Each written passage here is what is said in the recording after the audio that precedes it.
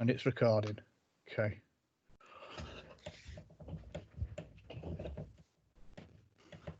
What? Is this more of your kung fu fighting stuff, Bob? Oh, good grief.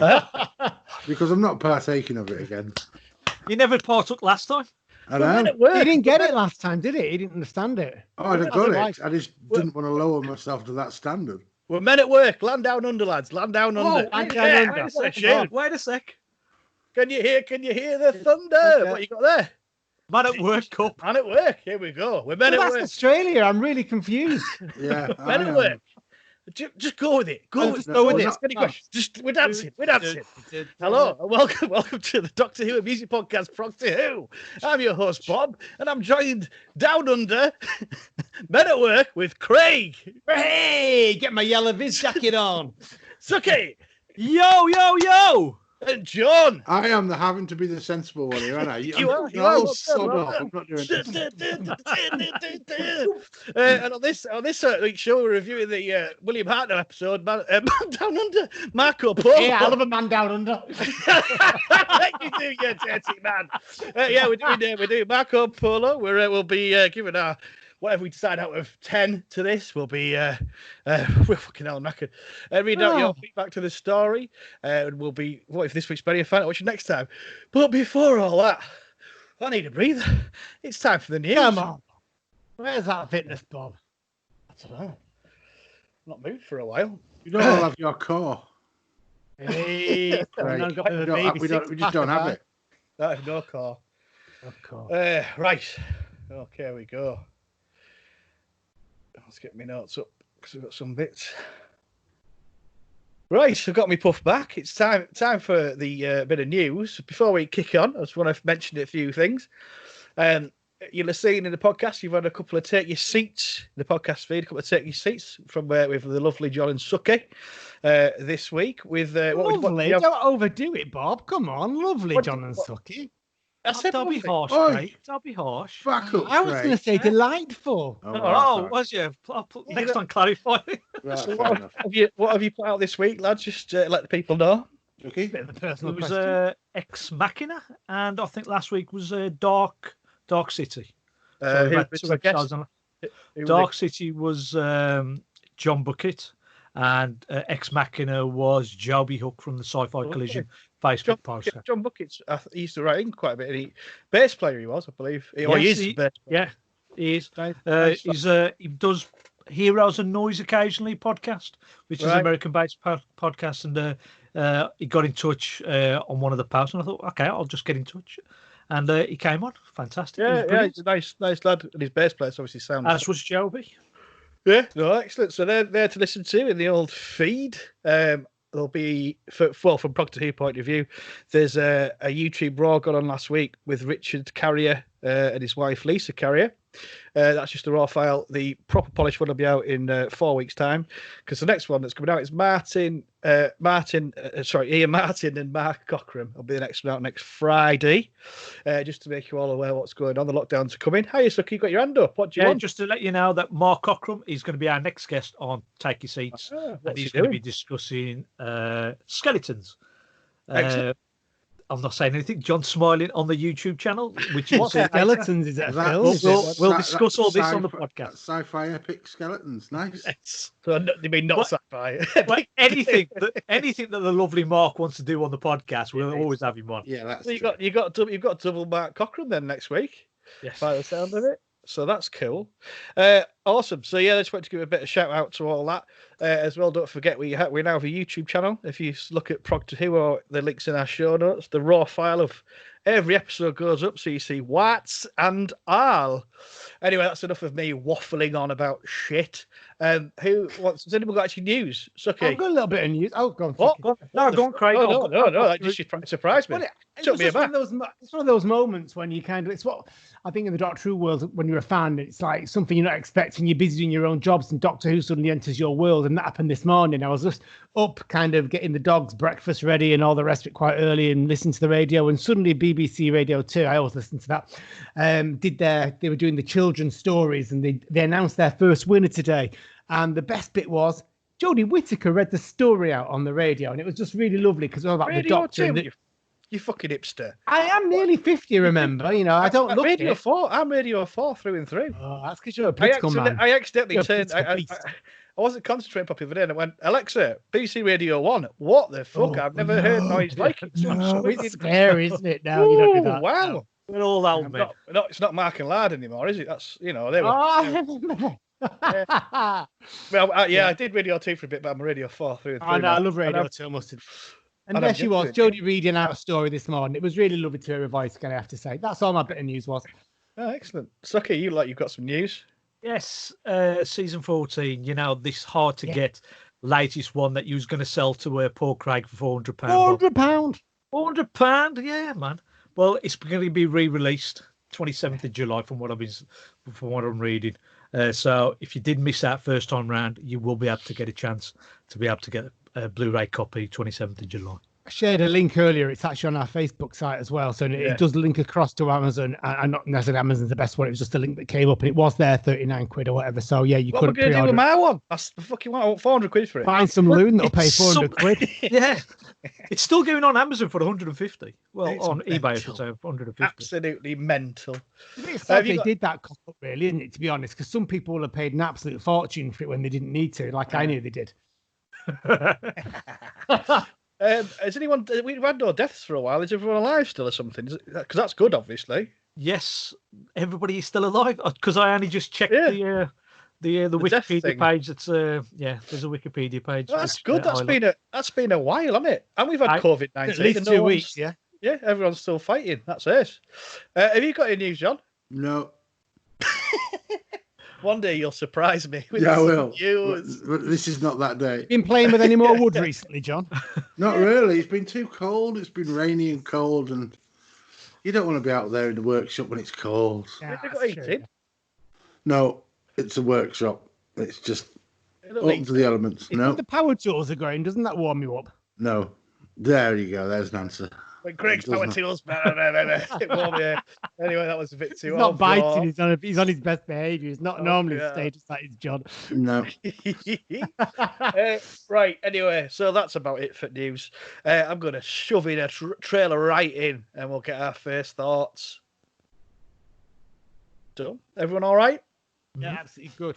Yeah. Great. I might have found the problem as to why I can't get a picture behind me. Can I click a button and see what happens? Go on then. Or is it just Fuck is it you not up, a good idea? If you fuck it Alright. up, I'm going to come to Whitby and kill you. Right. Oh no, it's not the reason because I'm moving again on it. No, it's not it. I would have cut myself off if I'd pressed it before. Jesus Christ, Craig! Don't touch I anything. didn't. I waited. I was really well behaved and waited. I've Oh, learned. Stop it! Stop it! Still, Okay. it's got that picture behind me. Fucking Kubla Khan. That's what my picture was. Kubla Khan. It was cool. I loved it. I was really pleased about it. Did you see it, Bob? You did, didn't you? I did, yeah. It was very good. Well, you couldn't see it because it's just a massive painting, and he blocked it out. But yeah, I got the gist. Right, okay, here we go. I picked this Marco Polo, the William Hartnell Series 1 adventure. After some Marco Polo. prompting. It Yeah. was very Yeah, prompting. it was all too decisive, like my mother. I wasn't indecision. I was a bit scared for John having to do a missing. But my first thoughts, I didn't really know this story at all. I've listened to all the audios before. But it just caught my eye that it was a colour telesnap recreation. And I fancied reading a book and getting to know a story I didn't really know. And I watched the telesnaps. I have no fucking idea what was going on. Absolutely. I'm not, because I've got no. You should take notes, Bob. It makes it easier, I found. It's because there's just a lot of screamy noise, isn't there, in William Hartnell Book 2? A lot of screamy, noisy stuff. It just distracts me, and I've got no attention span whatsoever. So I sort of had it on, and I kept getting distracted or whatever. But then I bought the book. Fucking hell, £1.50 this was when it came out in the 84. It cost me £8 delivered. Anyway, well I worth got it. mine £3.50 from a second-hand bookshop. God knows when, as you know, I discovered it on the shelf about 2 weeks ago tonight. Well, I have it on my Kindle, but I wanted the book because I like collecting the books anyway. And I absolutely adored this. I read it in a night. for me, that's quite good because I'm not the best, quickest reader in the world. And I loved it. And then I went back and watched the telesnaps, and I loved the telesnaps then because it made all the sense in the world after reading the book. There was a big difference, definitely. I thought. Can anyway. I just ask what your last book was you read before that, Bob? It wasn't like Peter and Jane or kind of 1984. like Building Blocks ABC. 1984. The one before that was Game of Thrones book 1, so fuck off. 800 pages, that fucker. I'll Would they all follow me in? Yeah, Craig. That was class. Everyone tumbleweed them. Good lads. Well, yeah. So, but I loved it, and then I went back and watched it again. I love this story. I love the book. I really, really enjoy. If I just watch telesnaps, I'd have gone, sorry lads, but I have loved this experience of getting to know Marco Polo, the story, and I've really, really enjoyed it. So I'm pleased with my choice. I'm going to come to you first, John. That was my indecision, was not torturing you with this. So did I torture you, or were you all right with it? I'm not going to lie, it was a little bit of a challenge. Yeah, but I'm getting good at watching challenging stuff, and I took the notes and I kind of followed through with it, and I didn't do it all in one lump. I did it over 2 nights because it's fairly long to be staring at photos and the occasional bit of audio description. But it was great. It's a really good story. It's quite a big story for something to take on that's got a limited budget. We get like deserts and China, emperors, intrigue, and all this sort of stuff. Warlords. That's quite a lot of scale and ambition for a TV show to do. But the villain was great. I mean, as far as I could tell, the acting was great. Yeah, but you enjoyed it. You enjoyed it. You didn't think bloody well. No, I know you think bloody Bob on a daily basis. No, it was in like, regard to this matter. it was what it was. If I'd seen the original, I might not have been as impressed. But the story is a solid story. So it's a very it's quite ambitious. So I think that it's a raging success for me. I enjoyed watching it, and kind of, although it was difficult to do, I found that it wasn't that difficult to enjoy the story. Good. Well, I'm pleased, John. I'm very pleased because I was a bit worried. I mean, I was a bit weirded out that Doctor Who wasn't in it a lot, but that was but this is of the time. He wasn't really he was the main character, but he wasn't. It was really we'll come into that anyway in the in depth. But yeah, Craig. Well, first thoughts. I had a similar experience to you, slightly different but similar. I was really excited to be honest when we chose this because I love a missing adventure and I really wanted to read the book and then watch the telesnaps. And I was a bit disappointed I came off after we chose it, went online, found it for £8 on eBay and all the rest of it. It was like, oh, do I order it? Don't I order it? Second-hand, COVID-19, blah, blah, blah. Went through to where I keep all my Doctor Who stuff. And there it was on the shelf, the copy of it. I'd obviously bought it in advance. I was absolutely off my tits. And I was so excited that it was there. And I never have finished the book I read before this was Machines Like Me by Ian McKellen or Ian McKeown, whatever his name is. And I really love that book. So I was really giddy to start reading this book. I cannot tell you how bored to tears I was. It is 130 pages long. Yes, I know. I was honest to God. It just felt like it took me. It took me a lifetime. I feel my entire life passed me by reading this book. To be fair, I read 3/4 of the novel.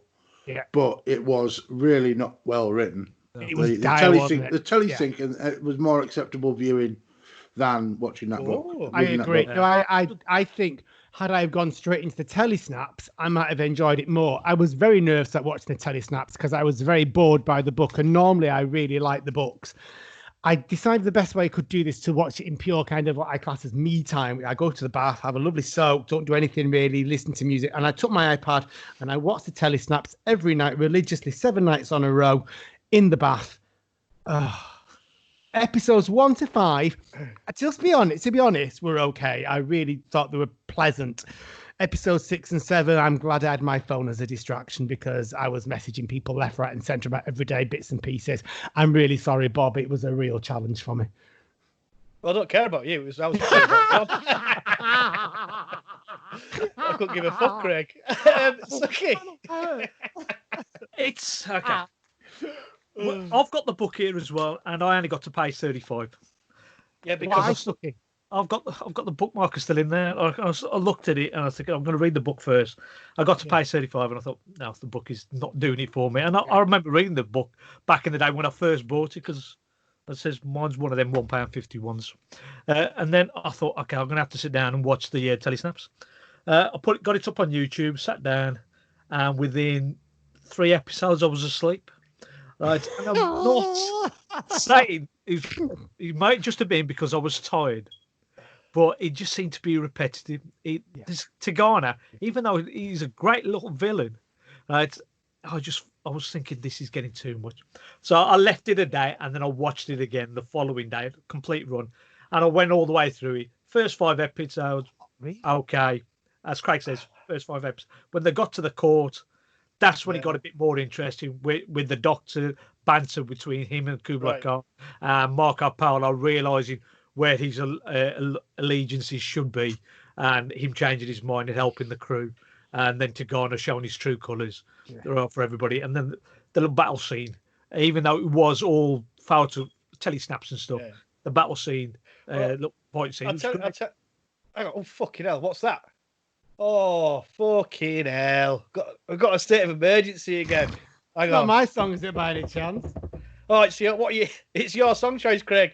What are you playing? What shite are you playing this week, my friend? It's a really beautiful song, this one. It's a bit of a nice, slow, steady one to get us going. It's just an artist I've really got into in the last probably, I don't know, a couple of months. It's a song. This is the song I got into it by. It's called "Smoke in My Heart" by Nell Bryden. I really would check her out. Sounds like Annie Lennox, like, to be honest, but it's a really beautiful song. This is a soundtrack to a film. Don't know what film it's from. I don't care really, to be honest, either. Just a nice song. Cool. What's it called? It's called "Smoke in My Heart" by Nell. Got no relevance whatsoever to what we're watching, but it was just a classic song. Like. Just a really nice song. I didn't listen to it, obviously. Anyway, here it is. It's 3 minutes 42 song. 3 minutes 42. You can just fast forward. It's beautiful. 3 minute 42 songs. Songs long. Yeah. It's better than the other one I chose. Even I knew that. Anyway, that was Cyndi Lauper or something. I was like, oh, for fuck's sake. Anyway, here it is. Are we all right? Yeah. Yeah. Good. Oh, in fact, let me just get a quick drink. I'll be 2 seconds. Awesome. I forgot to do the clap at the beginning, didn't we? But it'll be fine. I'll work it out. Did you say you were off next week? Yes. What are you doing? I don't know. It's my birthday and Deb's birthday, so. All right. I've not had a week off. You're not brother and sister, are you? You're not twins. Oh. Heck. I don't think so, John. You don't think so? You really should have got that sorted before you started a relationship. Well, if that's the case, I'm definitely the run to the litter. Why? What's the twin reference? Both having birthdays at the same time. Oh, yeah. No, well, no, it's a couple of days apart. So, so it was a long labour. Yes. I just watched an episode of New Amsterdam, actually, right, where a couple discovered that they were actually brother and sister. They've been together for a few years, and then they discovered that they were brother and sister. Quite a lot of that on Pornhub, mate. You should watch there. That's you blow your mind. That's stepbrother and stepsister usually on there. Well, do what they want, don't they? You back, Craig? Back, yeah. I was going to get a drink before we started, but I ran out of time. So have you got your fact file? I have indeed, yeah. Excellent. We'll do your fact file first, and then we'll get into review first part, like. Right. Just say when you're ready. I'm ready. Oh, that was Craig's song. Sorry about that. What was that again, Craig? It was, I can't remember, Nell Bryden, and it's called "Smoke in My Heart." Beautiful song, really pretty. Some people like your choices, so I hope you enjoyed that. Right, so you listened to Progtor Who. We're reviewing the Series 1. Series 1. Yeah, actually, this is going right back to the beginning, isn't it? Oh, adventure. Yeah, Marco Polo, William Hartnell, the first. The first? Are you sure about that, Bob? Are you sure about this, Bob? I'm not sure. Come on, no one picked me up on this last week. I said it 3 times and no one picked me up. But anyway, that's because I'm not doing my fact file back then. I didn't know. I knew that you was talking crap. Why didn't you say that's okay? Because I was thinking, is he doing deliberately? I'll leave it in. Yeah. I didn't say anything. I just left it in. But I knew you were talking crap. We all bow to your greater knowledge, Bob. I don't I let it go. don't have any of that. No, it's the first pure historical with a proper historical figure in it. Because obviously you got the cavemen, but it's the first pure full story. Yeah, that's what it really is. Unless you want to go reverse chronological order, then it is the last one. Craig, give us a fact file. Right, okay. Fact file. Well, as you've said, it's completely missing this first series of Doctor Who ever, so we've got a real taste of the origins. Fourth serial of Doctor Who, and it was done 7 parts from the 22nd of February to the 4th of April 1964, written by John Lucerotti, directed by Waris Hussein and John Crockett, who did the 4th episode, set in China, which we know in 1289. It's the original cast, obviously: William Hartnell, Caroline Ford, William Russell, and Jacqueline Hill, and Mark Eden playing Marco Polo, and Martin Miller playing Kubla Khan. Let's have a quick nosy. It was preceded by Darren Nesbitt playing Tagana, because he's quite an important character. Yeah. Missed him out. Preceded by The Edge of Destruction and followed by The Keys of Marinus. Little bit about Lucerotti. As far as I can tell, is this the only one of Doctor Who he wrote? I know they chose it because he'd written them before. He wrote the Aztecs and the Massacre. Yeah. He wrote as part. I wrote a rough version of the Ark in Space, but it was that vague that Robert Holmes rewrote it. I got the impression he'd done more, but I couldn't see it on the site I was on. But they went to him initially because he'd done stuff before on Marco Polo. They wanted it to be a flavour of the history behind it, and like you said, give it a real proper, true historical. Verity Lambert. If you don't know about Verity Lambert, well, I'm afraid I'm quite surprised you listened to this podcast. She oversaw the first 2 series, the first 2 seasons. I'm on the podcast. Oh, don't you? Right, okay. Verity Lambert was kind of like one of the brainchilds, one of the first female directors anyway in Doctor Who to produce on TV. Do you want me to explain, Craig? So I know who she is. I watched the BBC thing about William Hartnell thing. I watched that. So, but that's living legend. Well, not living legend. At the time, it was massive having a female producer, and an Indian director. Because I'm pleased he came back again in this first season. And gay as well, yes. So it was like, that's massive at the time. That was massive at the BBC, and she had to really fucking fight all these knobhead blokes and stuff like that. So as you would have seen in the thing, John. But it's really good. And Doctor Who sort of always kept that, that kind of, that people, these people working on it because creativity or whatever and escapism and stuff like that. Anyway, Craig, sorry I interrupted then. Sorry, I was going to say she just looked after the first 2 seasons, leaving in 1965. Dream Figures, I don't quite know how they did in comparison to TV at the time, if I'm honest, but on average it got 9. Well, it pretty much got 9.4 most of the time. 9.4, highest was 10.4, lowest was 8.4. So a really strong, about on average 10 million, with a really good appreciation index, I'm assuming at the time, of around 60. The question is, where does it come in the polar poles? Bearing in mind, this is a missing episode. I mean, I don't have a clue what this is about. And that's why I was so excited about watching it. I didn't know anything about Marco Polo, to be honest, which is probably ignorant of my history. But where we reckon, I'm going to come to Bob first because he inflicted this on us, actually. So, Bob, where are we going to go? 84, I'll go with. 84 for Bob. Okay. For Suky? I reckon it's a bit higher than that, so I'm going to give about 56. Ooh. John? I'm going to go 60. Oh. Craig, your microphone's gone off. Have you unplugged it? I just saw mouth the word has it. Yeah, it's all right. We'll get this back. Oh, what have you done? What have you done, Craig? Plug it. Check the lead.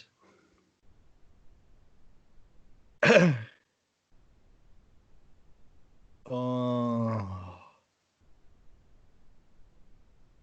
Right. I'm FaceTiming you. Yeah. You can hear us, can't you?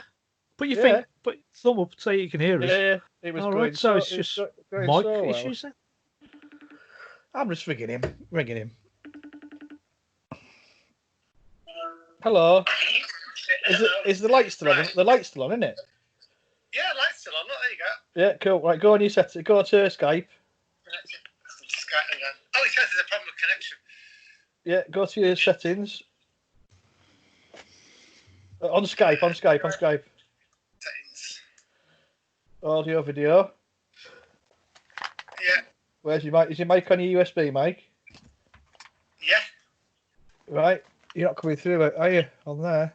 Is it all volume up and everything? Volume. Yeah.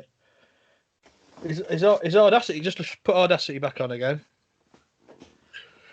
That's still, is that still recording? No, it's not recording my voice going up and down, is it? No. Oh, fucking hell. Don't know why not. Don't be sorry, Craig. We reached for the skies. We're never going to get there. I thought this was going to be the week. I don't know why it's not. Right, do us a favour. Do us a favour, Craig. As it stops, Alex. I can't really see your fucking jangling phone on like a lunatic. Yes, it stopped. Does it stop? Right, don't touch it. Don't touch it. Don't touch it. Right. Does it go to the microphone bit? I can't fucking see. Stop shaking about, you loon. Right. Well, I'm wanking with my other hand. Right. I cool. assumed you needed both hands to wank. Do us a favour, Craig. Do us a favour. Just export this file. Oh, dear. 25 minutes. Yeah. Export. So export MP3. Yeah. I won't click on that. Oh, fucking hell. It won't do anything, will it? It's fucking frozen, isn't it? Is that what's happened? Oh, I don't know, Craig. I'm quite upset.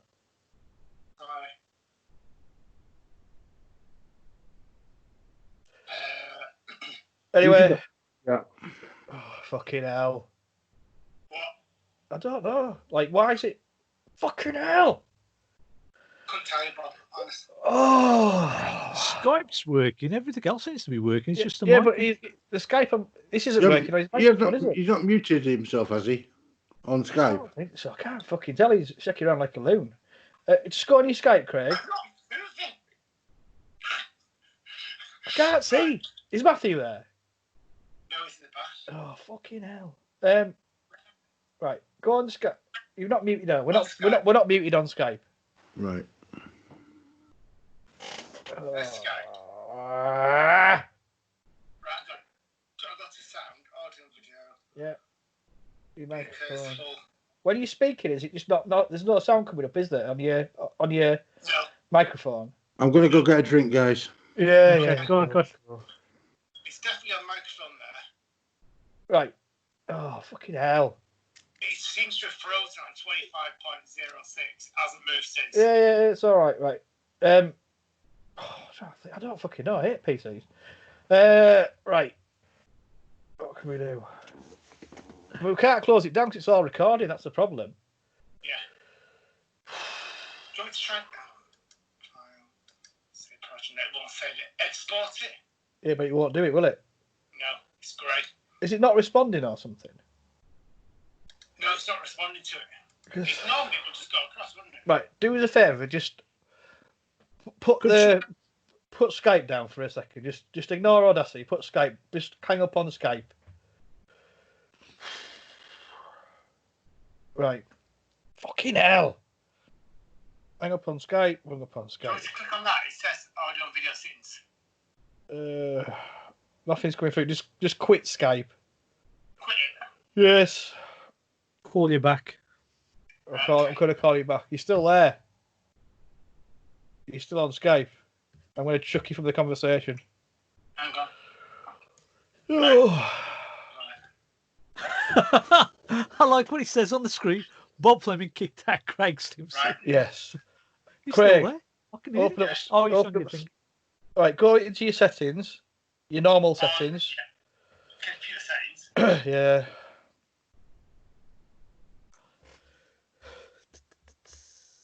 And hey, folks, this is how it works on Progtor Who. This is definitely a raw file. This is a very raw file. What? Right? No, not your fucking Skype. Your computer settings. I'm in computer settings. All right, cool. I can't see. Right, go down to your sound. Microphone. Go down to your mic. Right, no, that's your output. Go down to your input. Yeah. What's it say? I can't see. Right. You saw the microphone? Right, test your mic. Not working. No. Unplug the mic.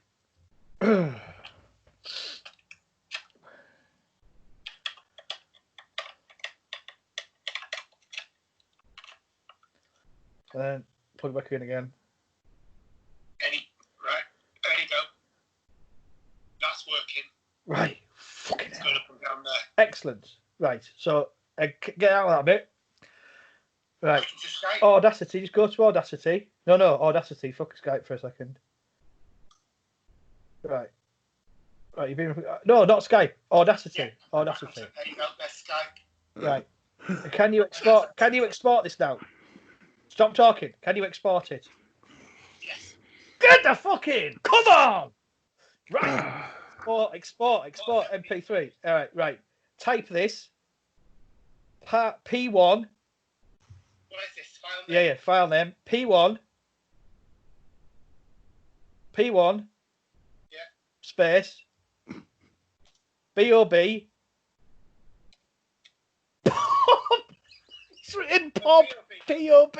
No, say BOB. Space. I. Space. AM. SORRY. Bob, I am very sorry. Part 1. He's typing like my grandma. Right. Export. Save. Whatever. Hang on, I can't see. Save it. Yeah.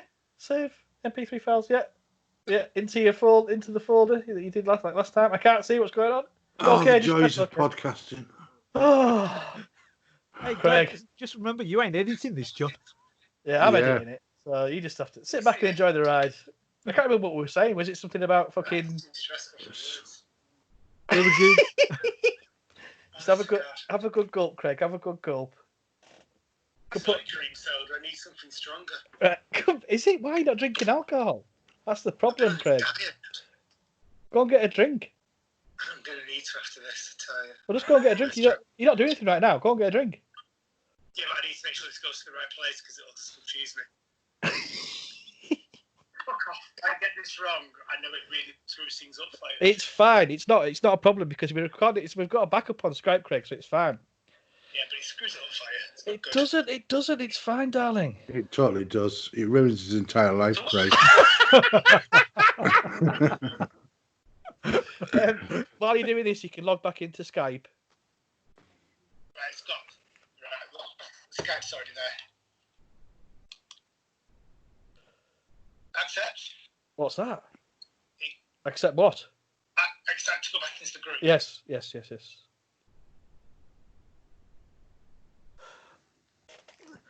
I'm off to have a wee. Have a wee. You go have a wee, okay. Oh, here he comes. Here he comes. Hey, I can hear you back through here again. Hang on. You're not quite in. You're not quite in yet. You're not Hang quite. on. Hang on. You're all No, that's if you just clicked on the video. fucking technology. Click out of that. Click out of that. No. I can't. Craig, just pull. Right. No. Pull back a bit. I can't see. Just go onto Skype. Holy shit. Fucking hate. Hang on. There's nothing worse than like tech support, but there's watching tech support in action. What you said? It's horrible, John. Horrible. Right. It's lovely. I love Craig. It doesn't matter. We're going to do this together. Christ. There he is. I saw you. Oh no, that's the video. So you keep clicking on the video. Just click on Skype. Yeah. So open Skype up. Yeah, but I get that. Yeah. Click the X. There's an X in the corner. X in the corner. Go to the X. In the corner. Can you click on the X? Yeah. Right. Where's Skype on your computer? There. Double click on Skype. I think I need some drugs. Right. Cool. So you're there, right, Craig? Join the call. Join the call. That's it. That's it. Fuck me. Yeah, Yeah, we can hear you now. now. Oh, we're getting there, lads. We're getting there. Hello. Right. Hello. Right. Now, just go back into Audacity. Let's see where we're at in Audacity. Jesus, this is... We're getting there, lads. Right. That's Right, exported okay. now, hasn't it? That's exported now, yeah? I don't know. You tell me. Yeah, that thing's counted down. Yeah. Cool. So just make sure that file's there, Craig. In your folder where you saved it to. Your folder. No, don't touch that. You know the folder on your desktop. Yeah. No, don't. No, cancel. Don't cancel that. Put your headphones on, Craig. No, it's all right. It's all right. So just go into your folder on your desktop. That's it. The folder, Craig folder. The tension is unbearable. Open the folder. Just click on open. Oh God. Right, and the folder where you save your files to. Your files. So the MP3. Where's it saved to? Bob, I'm very sorry. There we go. Yes, right. So click out of that. Just X at the top left-hand corner. X. Right, cool. So just go back into Audacity, Craig. Yeah. Now. Oh, where's record? No, hang on. So you got your microphone is on there. Just highlight the track and just delete it. So go to edit, undo record. Yeah, Delete. Yeah, delete. Okay. Oh, just go to edit again. Undo, record. Press record. Here we go. That ain't good. Yeah, I'm going again, nice and big. Right, we're back in the room. We're back in the room, Craig. It's all right. We're back in the room. Craig. Can you hear me? I'm going for something to drink. Back in a second, boys. Cool. Might be a few minutes. He needs it. Woo! I know this is going out raw, Bob, but maybe just for the sake of people's sanity, you could cut the last 10 minutes. Oh, people need to see how these things work. They don't need to say that. That was just the world's worst TV moment ever. That was like car crash pod. It's all raw, John. Once we start press record, we're recording. My God, I've got sweat on. That was hard work. But it's going to be worth it, lads. It's going to be worth it. Oh. Right. I'm just trying to work out where we are. Right, we're doing the fact file. Where did we get to the fact file? Top 100. Top 200. Top 100, yeah. We'll start top 100 again. We can edit it in, yeah. I can't remember what I said. 56. 56. Yeah. Yeah. But he's just downing a bottle of ooze right now, just like that. I feel like that myself. Bless him. It's like my mother had never seen a computer, and it would probably be easier. But it's fine. It's all part of the fun, lads. All part of the fun. You continue to reassure yourself and to calm yourself down, Bob. But that's cool. That's right. You got to look on the positive, haven't you? Yeah. There he is. Are you all right, Craig? All right, yeah. You? Yeah. Get into your mic. He's just had a couple of pills, hasn't he? Fuck you. Come on. Get into your microphone, and we're not going to worry. Very strong vodka. Good. Are you all right though? Yeah, I'm fine. Honestly. Sorry if I got stressed. I'm sorry. You didn't. I understand it. It's completely understandable. It's just really hard for me because I don't touch things. I generally didn't, but I do have this thing with technology. Always have done. Just seems to go weird around me. Does it? I've not noticed that, Craig, over all of the years. Exactly. Yeah, it's really, really weird. No matter where I go, no matter what institution or wherever I work for, it's the same, but it's fine. Yeah, right. It's right. No, that's cool. So we were doing. Should I see if I can get the batter drop? Should I fiddle around while we're talking and see if we can get it back up? Yeah, go for it. Yeah, I think I should. No, I'm not going to. Sorry, guys. Sorry. Sorry. People are going to see this on the internet and they're going to go, "Wow, Bob." They're going to go, "Wow, Craig." It's going to be wow. Cream soda and vodka. That's new. I've never had that before. I love cream soda. I do as well. I saw it in the shop the other day and went for it. Lowcocks. No, fine. Right, come on, let's get back into it. Cool. So we're doing the top 100. So we've done Oh yeah, right, okay. Oh, that's right. Yeah, I forgot where we polar were. polls. Right, Polar polls. So we'll do you polar got polls. 84, again, didn't you? Yeah, we'll just start that bit again. Just start that again. All right, okay. All right, let's go for it. So the question is, guys, out of all the Doctor Who episodes that have come into existence, where is this going to have ranked in the Doctor Who polar polls? I'm going to come to Bob first because he inflicted this on me. Inflicted. It was purely horrendous. Honest to God, I have never dreaded going for a bath so much in my life. After the last few minutes that we just experienced, Craig, which the YouTubers will get to know. Yeah, you got to go on YouTube for that bit. Wow. Yeah. I'm not saying anything, but anyway, go on, Bob. 84. I'm going to go for Craig. 84. All right, Suky. Right, I'm going to go a bit higher than Bob, and I think he'll be 56. 56, and finally, Mr. Aitken. 60. Right, okay. One of you is bang on. Really? One of you has got it absolutely spot on. It's Mr. Fleming. Get the fucking... That is the first time 5.5 years or 6 years, whatever the fuck it is. Absolutely spot on, number 84. I was actually really surprised that it came so high because it's so bad. Clearly people can't remember it. It's a missing episode. Yeah. It's a missing episode. So people don't... The sympathy vote goes out, doesn't it, Sucky? The missing episodes are always quite higher than you think. And plus, it's like you say, it's the first historical, isn't it? So, fucking bang on it, 84. Bang on, that never happens, does it? No one ever gets it bang on. Come from the land down under. Right, I'm going to tell you why I love this story. Because we're in deep.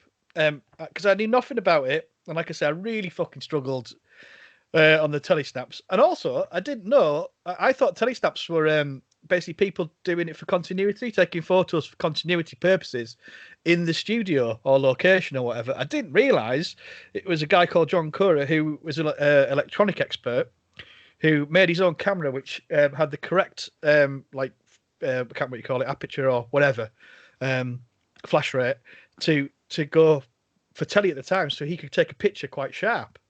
And I didn't realise it was just this dude who just took pictures on his telly with a camera that he was the only one in the world or whatever at the time that had the camera that could do it. I didn't know that either. Neither did I. And he sold them to the BBC, and obviously got told to get lost at one point by I think it was John Innes. No, he didn't sell it. He didn't exactly.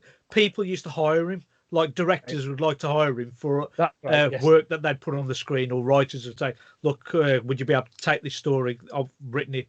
Just take some pictures of it. So I've got a record of it." And that's what he used to do. And then I think some of the production office decided that they didn't want his stuff, and so that's why he was. It's a good job.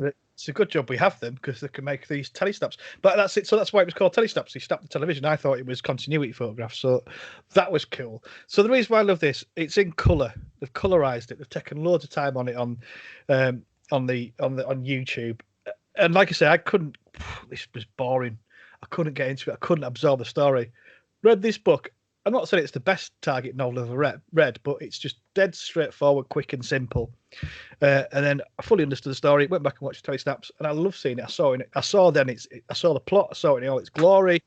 It looked absolutely beautiful. I thought there were some fantastic relationships that got time to breed in there.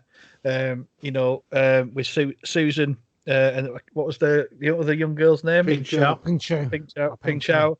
And I just want to say about Barbara, this is in the 60s, a strong, independent, properly strong, independent woman. Amazing. Just a great cast. What's his name? Alan off Coronation Street, who got killed by a tram. He was Marco Polo. And I just, and also about the pacing of it. The thing about the pacing is, for me, every episode, they're on their way to a different place. Always on their way to a different place. So it kind of, I really want to see it live now, put it that way. So, and also, what I also loved in the book is I was fucking starving.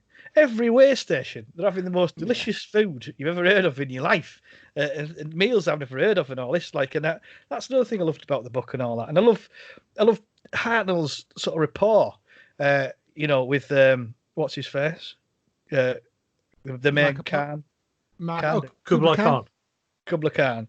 Yeah, I love all that, and I think he's quite naughty and cheeky, and he shows all his colours in this. Does does Hartnell. Yeah, I just think it's cool. And then Chesterton just bossing the show. Yeah, yeah. It was. I really, really enjoyed getting to know this story.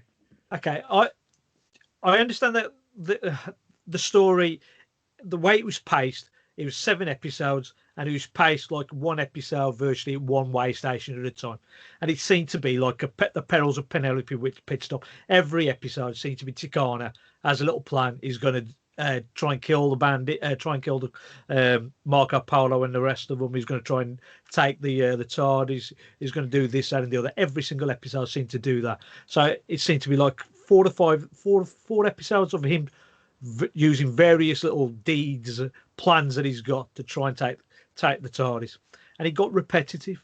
And if you'd have been watching it as well, you'd have been watching, because the way they saved studio sets and stuff was they put a little line in that Kublai Khan had gone and put way stations in all the way through China, but they were all, the sets were all exactly the same. They just used little pieces of set dressings to make it look slightly different. But were they? Because the telesnap, yeah, but the telesnaps do that. They do reuse footage from different bits and pieces. Yeah, but if you read some of the background stuff on it, it was exactly the same set, just slightly redressed. Yeah. Right, because that way they saved on the sets. They didn't have to make a brand new different set each week. They were beautiful, those sets, weren't they? Yeah, I thought they were stunning sets. for the time. It's just got repetitive every week. God, it was a different plan that Tigana was trying to do. And if as we're watching it in one go, right, he just goes, okay, why is he doing this again? Why is he doing that? And he just got a bit too much. Well, it was basically every week was a pickle. You had the pickle of the week. Yeah. And then you had like the full sort of arc of it, which was, you know, in essence, months and months and months and months and months of this massive journey. I mean, it's all for the plot, but the Doctor obviously relinquishes the TARDIS because it's broken and he can't seem to get back into it. If that was John Pertwee, fucking 2 minutes later, he'd have been straight back in that TARDIS. Fuck you, Tigana and Marco Polo. I went back in there, you know. But he just he took months trying to get back at TARDIS, and that's not very Doctor Who. But and on that, I don't understand. The thing that got me all the way through was obviously they all wanted this caravan because it could fly. How the hell did they know it could fly? He never showed them it could fly. They just assumed it because he was on the mountain. He was. Yeah, but it was all, they believed in demons and spirits and all that kind of stuff, didn't they? So it just seemed a bit primitive. Yeah, it just seemed really simplistic, that I must admit, and I completely agree with Suki. For me, when I was reading the book, it was like, can I read the same chapter again and again and again? And it doesn't ever seem to progress. Like you said, it was the pickle of the episode, and the pickle of the week. They were quite good. I loved that. I really did love the idea of the 500 Hive caves, and it was the quartz in the rock. Awesome, yeah. That was. I actually looked to see if that was a real place because I thought that was a really clever idea. And I loved the sound of the sandstorm. When you watched episode 2, was it, with the sandstorm? In fact, I think the episodes moved faster than the book. I loved that. In fact, I found it quite. It could be the way the telesnaps froze on the kind of horror on people's faces, on Susan's face. I thought that was really quite moving and quite terrifying. But as an overall product, maybe watching it once a week, it would have been different. But watching an episode a day or reading, I love to read in a long period of time. I love to read for at least half an hour, maybe even longer at a time. But I was finding a chapter of 10 pages a chore. I think that maybe it would have been better done in more individual chunks, but yeah, it's just repetitive right through. John. He's stroking his beard there as if he's got something wise to say. John's always wise. Inscrutable. I think that, I did see that there was a bit of repetition, but there was a ramping up all the way through it of the peril. And the amount of sort of what Tanaga was willing to do to try and get his way, and I think it was I could see. But I mean, you got to remember these are weeks apart. We're watching these basically binging. And on a big TV with telesnaps and all that, and while you can kind of understand why they've done it, because it's also nice to have a quest. Sort of think the story where they do travel significant distances, and I reckon it's probably a different method of linking all together, having Marco Polo narrating it, sort of narrating each with the map as well. That was quite clever. That actually, I thought it was quite clever. Yeah. That was a Warris Hussain idea, I think, or John, because it wasn't initially supposed to be the Doctor, Ian, and Barbara narrating the story. They decided to transfer everything over to. Was that Marco idea of Polo. him at the beginning and the end? Was that part of the original series, or was that just tagged on as part of the telesnaps? That kind of older guy. That was tagged on, obviously. Yeah, I wasn't sure. I thought it was tagged on, but I was a bit unsure about it because the narration bit kind of went through. I think that bit was done for a video VHS release or a DVD release of some other story, and they just put it on and they've released it as a because on YouTube. There's a tiny little clip at the beginning, isn't there? That's still live of Ian and Susan and Barbara when they're out in the ice and the tunas, because it literally come from up in the mountain sickness. He's got the mountain sickness. I love that little bit. Well, go on. I was just going to say that mountain sickness explains the absence of William Hartnell in episode 2 as well. Yeah. Because this is his first series. This is his first series, and he's already not very well, isn't he? Yeah, and he's only 52 or 53. Yeah, well, anybody can catch a cold and stuff like that. But also the film. But I'm saying massive. Well, it wasn't just that. This was pretty much all year round, wasn't it? Filming all year round, every full on. And he wasn't in the best of health, and I love their kind of health off. Kubla Khan and the Doctor's health off. Like these proper just old dudes trying to. I've got gout. I've got this and that and all that. It was cool, and the fact it was backgammon, in this game, and they were kind of like a cool little pair of old dudes, weren't they? Cheeky and all that kind of stuff, like playing gambling behind his missus' back and all that. It was cool. That's what I mean. I love the little character pieces. It was great. I don't know what's going on. Overall, I think presumably this was live, yeah? Pretty much, yes. Live recording. It was filmed as live and then shown within the week. Yeah, obviously. I didn't expect it to be live broadcast, but yeah. But I quite like the fact that there's no Foley in it. Like, the Doctor doesn't have the weight of canon on his back already. So it's amazing to think kind of what that character has become from such a low level. Yeah, no, it was cool. It was cool. I'm gonna have a little break. It's gonna be time for my song, and this is a song. This is a very special song to me because it's a song I wrote. I think it was in 2001. It was a long time ago, and it was in a band I was in called Burnham Wood, and I was very proud of it because I thought we were being very revolutionary, very dance-like, and all this kind of stuff. So it's one of my songs, like I said, from Burnham Wood, and it's the first time I've pretty much met John properly. Oh yeah. John walked in the studio, fucking put a load of violin on it, and I didn't know what was going on because you were mates with Marco and that, the drummer, weren't you? You sort of knew Marco's dad, and played with them, didn't you? So I kind of knew you. To sort of say hello to. Then this guy just walked in the studio and fucking racked down this violin. Bear in mind, I do come from a foot background, but I've never seen anyone just smash down this violin on pretty much this kind of like totally building it up more than it is. I basically did very little. It's all these boys. You played all the way through it. You played all the way through it. It just sort of put because I was really proud of this song, and then I didn't really know what was going on. And then John came in and played violin. And I think was fucking high a lot and shit. And I was like, cool, yeah, whatever. Fucking just nail it down. And I was like, yeah. Boom, that's the song. But yeah, it's just like 2001, I think, John.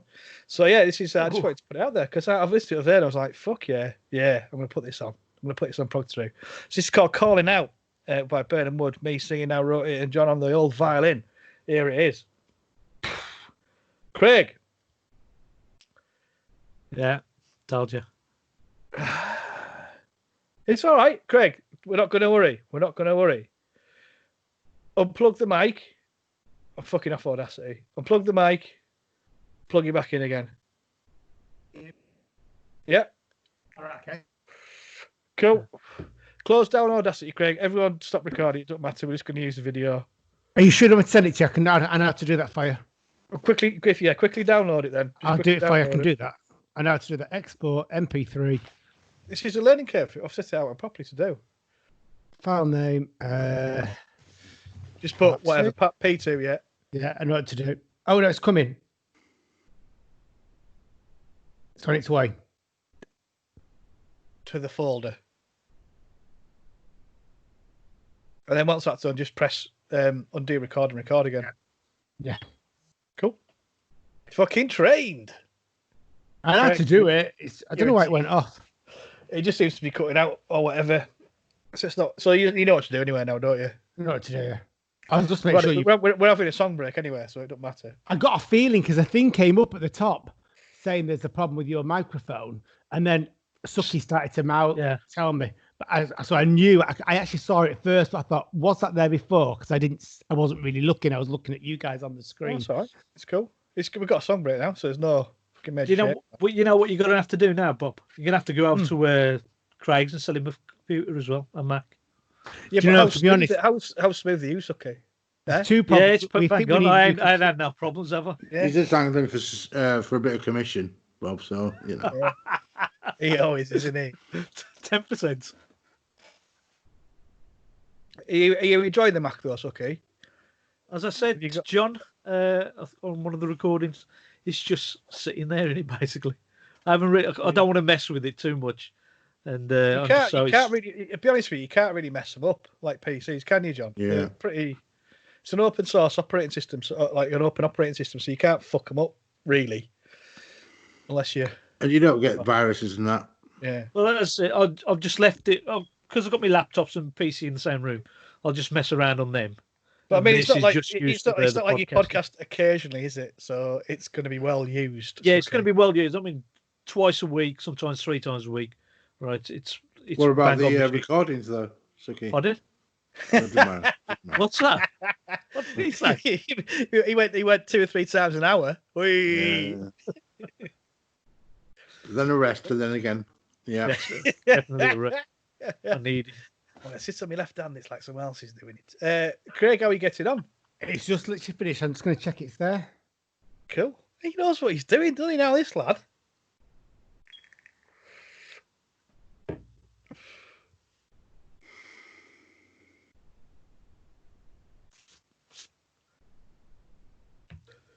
He looks like one of the meerkats. There's nothing bloody simples, is it, though? No. Jordan, fucking yes. Well, that was brilliant. Right, I think they're both there. So let me go back into Audacity. John, Press. I don't care about this podcast. It's worth it just for that joke, John. Undo record. I'm going to start recording again, Bob. Cool. Good lad. Look at this. He's all over it, he? Fucking Phil Spencer. Yeah, just going up and down. That was a false cough. Somebody cupping your balls, was there, when you cough there? Right. Get your Skype screen back on, Craig. Get your Skype screen back on. Hang on. Yeah, okay, it's recording again. Right, I'm going for a vodka. Why did he fuck off for a vodka when he was mixing it down? Right, do wrong this lad, can he? Fucking hell. Any of his drinking needs it. Just so the world knows, we're an hour in and we've done like 5 minutes of podcast. Oh, that's a point. We're halfway through. That's a point. You know, next week when we were doing Trek, it's out. Do you know it's the Everton Liverpool game? Yeah, that's on a Monday, isn't it? No, Sunday. No, Sunday. Well, I mean, without wanting to diss anything, check this out. Can fuck off then. And it's live on the telly. It's fine. Don't worry about it. No. We will reschedule. I would never do that to even. I wouldn't do that to me because I love a fucking derby. Me like. So is that their first game then? Liverpool could win it as well. With that game, if City lose? Yeah. City lose next 2 games. Yeah, I think it is, isn't it? It's going to be so weird, though, isn't it? We could be picking the trophy up at the Everton game. Oh, imagine that! We won't be like, because I think they're trying to make them pick it up in the car park if that does happen. I think. I'm not genuinely think that's what they're trying to do. It's going to be so weird, isn't it? They're like, and then probably it's going to be. I reckon it'll be a bit shit as well because fucking hell. I don't care. Yeah. I'm not knocking it. Liverpool won the league fucking ages ago for me, but I'm just saying, not Liverpool, but football in general. They're going to be fucking. They're not going to be sharp, are they? So after 3 months off. Oh, they beat Blackburn 6-0 in a friendly yesterday, so. Oh, well, there you go then. Everton should be a piece of piss. Yeah, I'm just checking to make sure. 7 o'clock kickoff. Just in case Mark Cochrane's listening, you know. What is he? What is he? He's a blue nose. Yeah, yeah. So, what we're going to do, Trek? We're going to reschedule. Do it earlier because I'm off next week myself. Do it earlier, yeah. Whatever. There's only one Discovery in it, so yeah. We can't do it on Saturday because we're doing Trek This Out. I'm back. We haven't Look got at it is. anybody It's back. on Big lad's Take back. this out this week, Right. next Let's week. go. Are you all right, Craig? I'm very good. I'm glad there's some chocolate through there. Canned vodka. Kid hell. Anyway, listeners, this is our viewers. This is. Oh, hello! I forgot people were watching this. Oh, I'm absolutely rosy. He had a fucking vodka. What's that? He had a vodka. Right, are you ready? Matthew asked the question. Is it going all right in there? Fucking.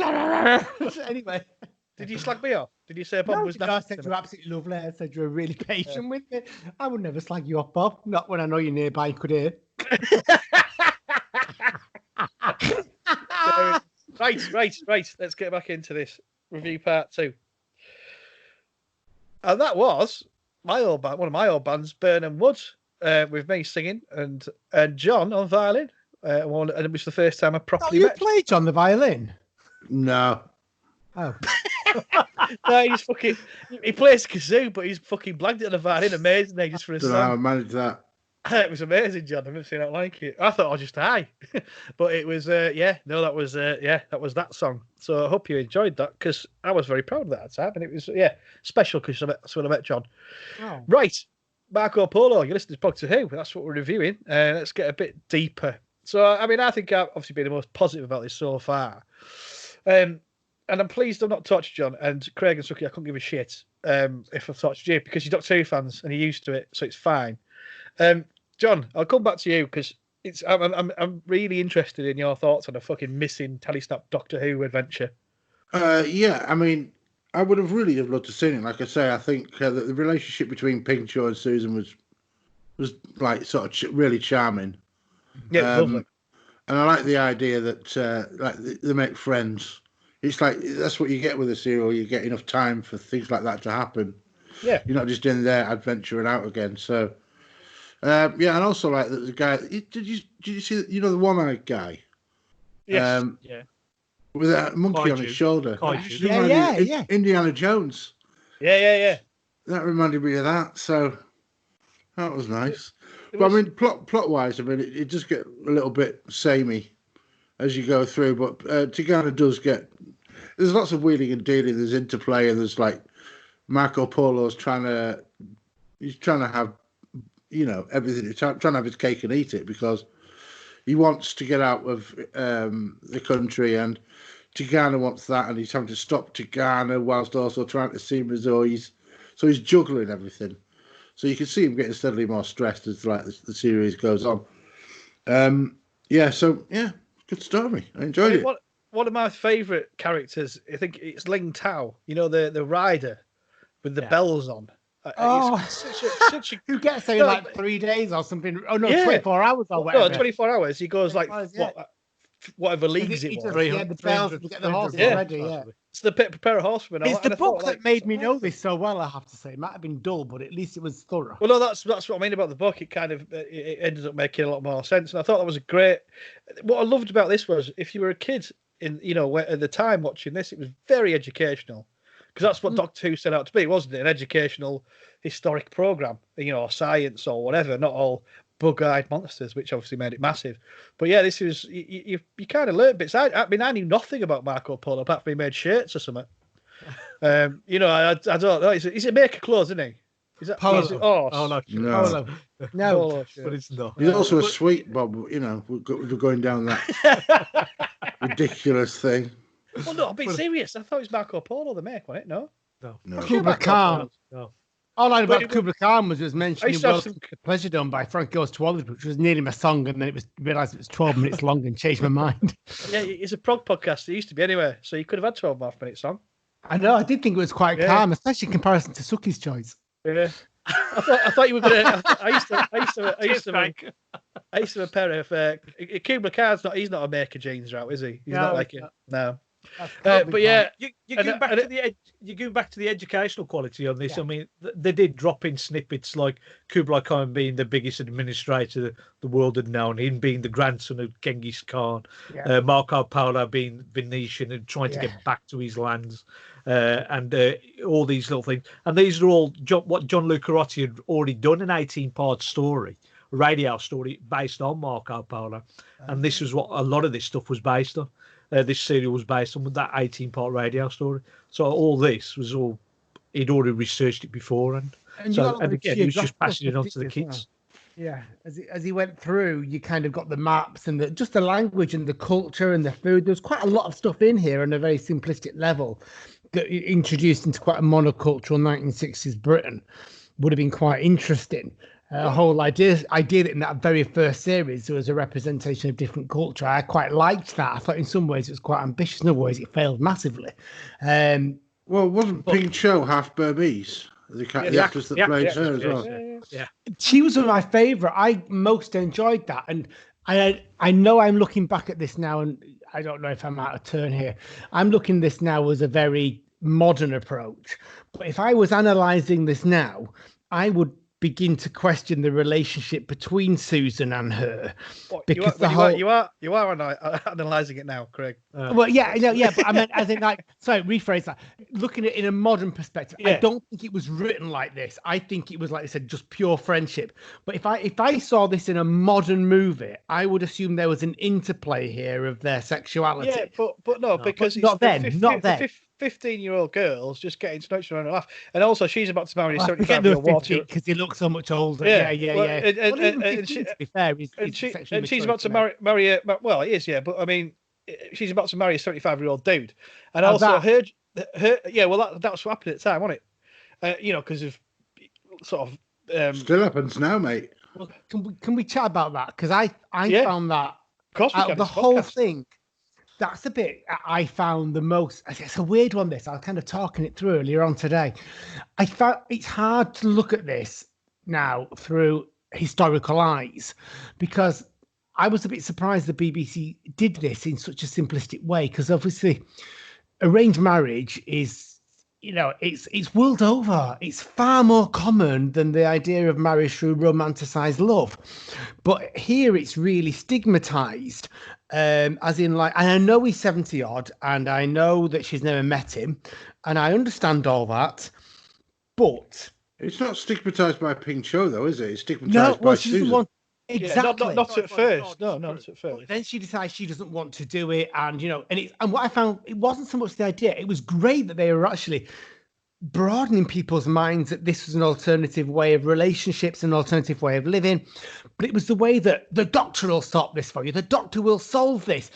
Did it really need solving? Then it became an idea that in her head. It's not that. It's just that she like Ping Chow's learning all. Thanks very much.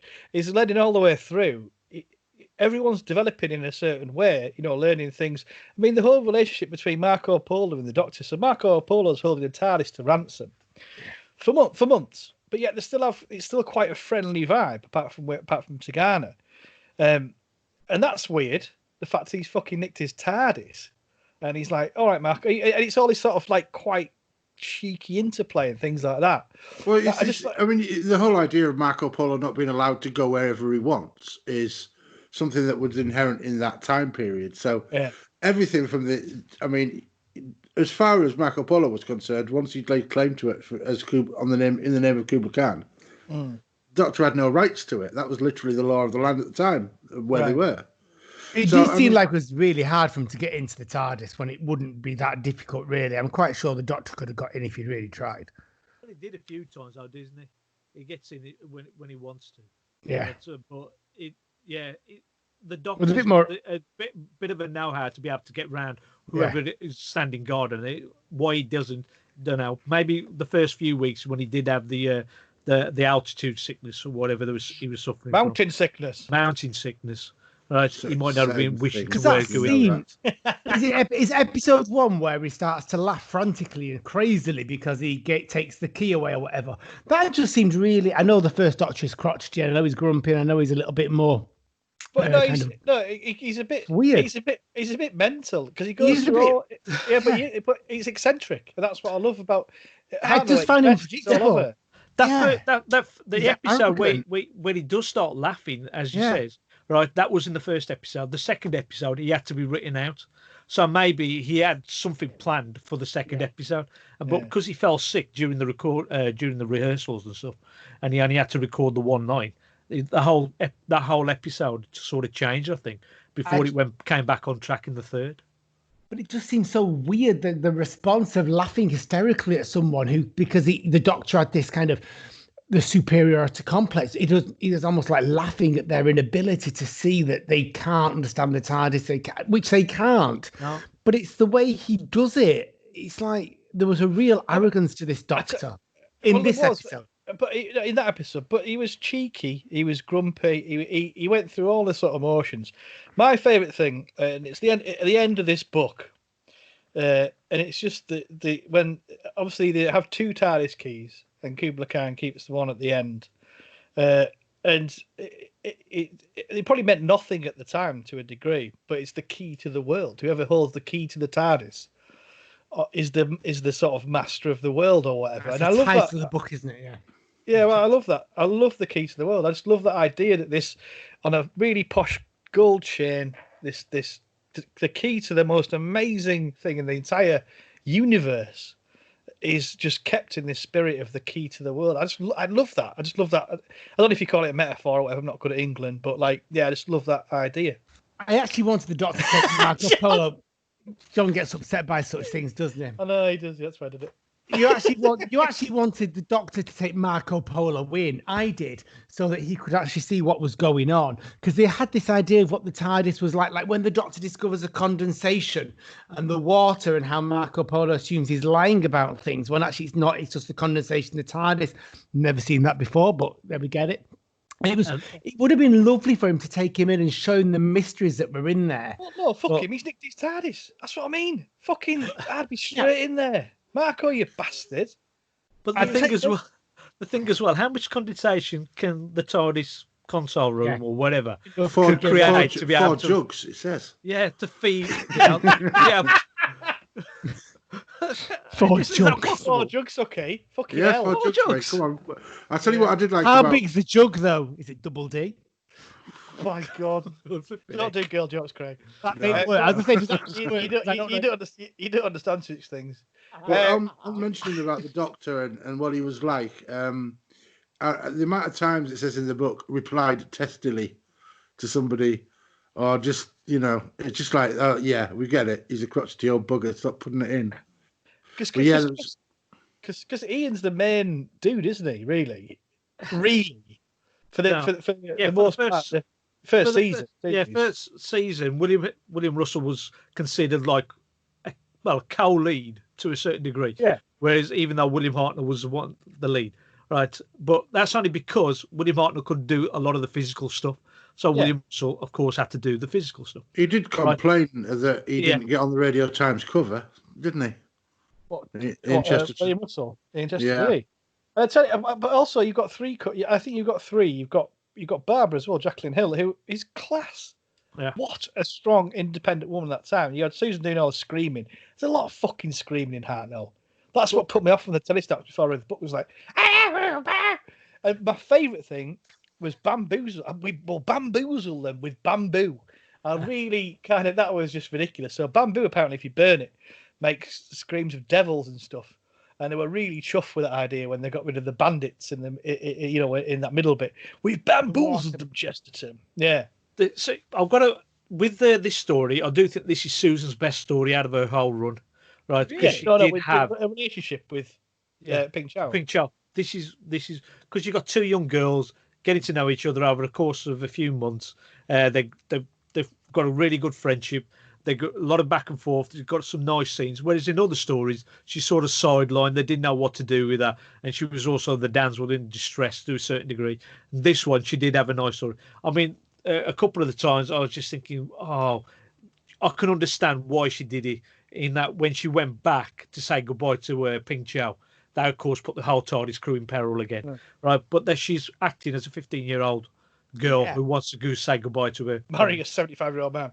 Yeah, and that. Hey, John's changed his background. That's for the YouTube viewers. Don't forget YouTube. That was my favourite bit, their relationship and how they portrayed that. That was the most. It was the best portrayed bit in the book, definitely. You could feel the intimacy between them, which is why, in a modern term, I was thinking there's an undertone here. Yeah. But there wasn't. That was just me looking at modern perspective. No, that was definitely innocent. Or written innocent. Oh yeah, no, I think it was, but I think there was an added dimension. Now, if they were writing it now, that'd be there. But it's just it had the you could argue one or two ways. Yes, it should have been a 4 or 5 parter or whatever. Yes. But it wasn't. It was 7 parts, and it had that time to breathe. Particularly the character relationships as well. They were good. Yeah, then you had the first 5 episodes, 4 to 5 episodes where they were just travelling, right? That could have been shrank down to 2, maybe 3 episodes, and then the courtroom scenes when Kublai Khan's introduced, that could stand as it is because that was okay. That I did like, as Bob says, the interplay between the Doctor and Kublai Khan going over their old, all their old backaches and poor poor condition that they're both are in. And then I like the fact that the Doctor wants so much stuff on backgammon. I mean, I don't know how backgammon. I love the fact. I mean, it's obvious in the book when he comes back and he says, "Don't worry, I've sewn this up. I will beat him and I will win the TARDIS back."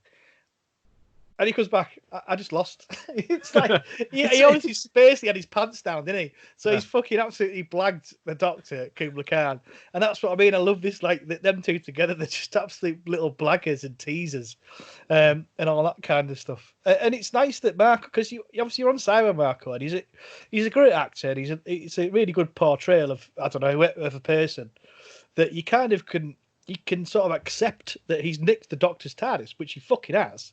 So normally that would be a villain, wouldn't it? But you don't mind because you're enjoying this full interplay between them all and all people on there. And you've got some cool comedy daft characters and that, like the Empress. She's daft, like it's just that she's in control. She's a big woman. She's in control, and he's like proper scared of her. Kublai Khan, not scared of any man. The king of the world, if you like. And you've got. You only get one really dodgy accent as well, so that's pretty impressive considering. Is that from that guy? Chenchu. Yeah.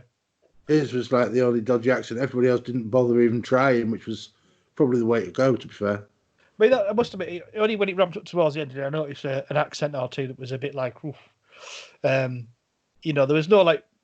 Although we did tons when trying last time, there's no massive prosthetics or anything like that. Making. You can notice them in a couple of recorded, wasn't it? Really? Yeah. Well, I mean, you couldn't. It's the 60s, and it was stunning like that. But it looked genuinely. It's like they sort of did. It just looked beautiful in colour. Yeah. Oh my god, it was incredible. The sets were fantastic. I mean, in colour, black and white at the time. But imagine, just wow. Yeah. There's a load of photos that the Radio Times, as John said, the Radio Times, they came in and they did a photo shoot ready for a Radio Times cover for the story. There's a lot. Apparently, I don't know if they were black and white, they've been coloured, or they were just colour photos. Instead of, because they were filming for a black and white audience basically, because everybody had black and white TVs in them days, right? So they don't have to really go around making the colours pop out. So, but what they've done is they've actually done it as a good old-fashioned, like a stage play with everything on show, and it looks magnificent. And I can't argue with the fact that all the sets look great. It's just the story was a bit padding. Right, quick fire.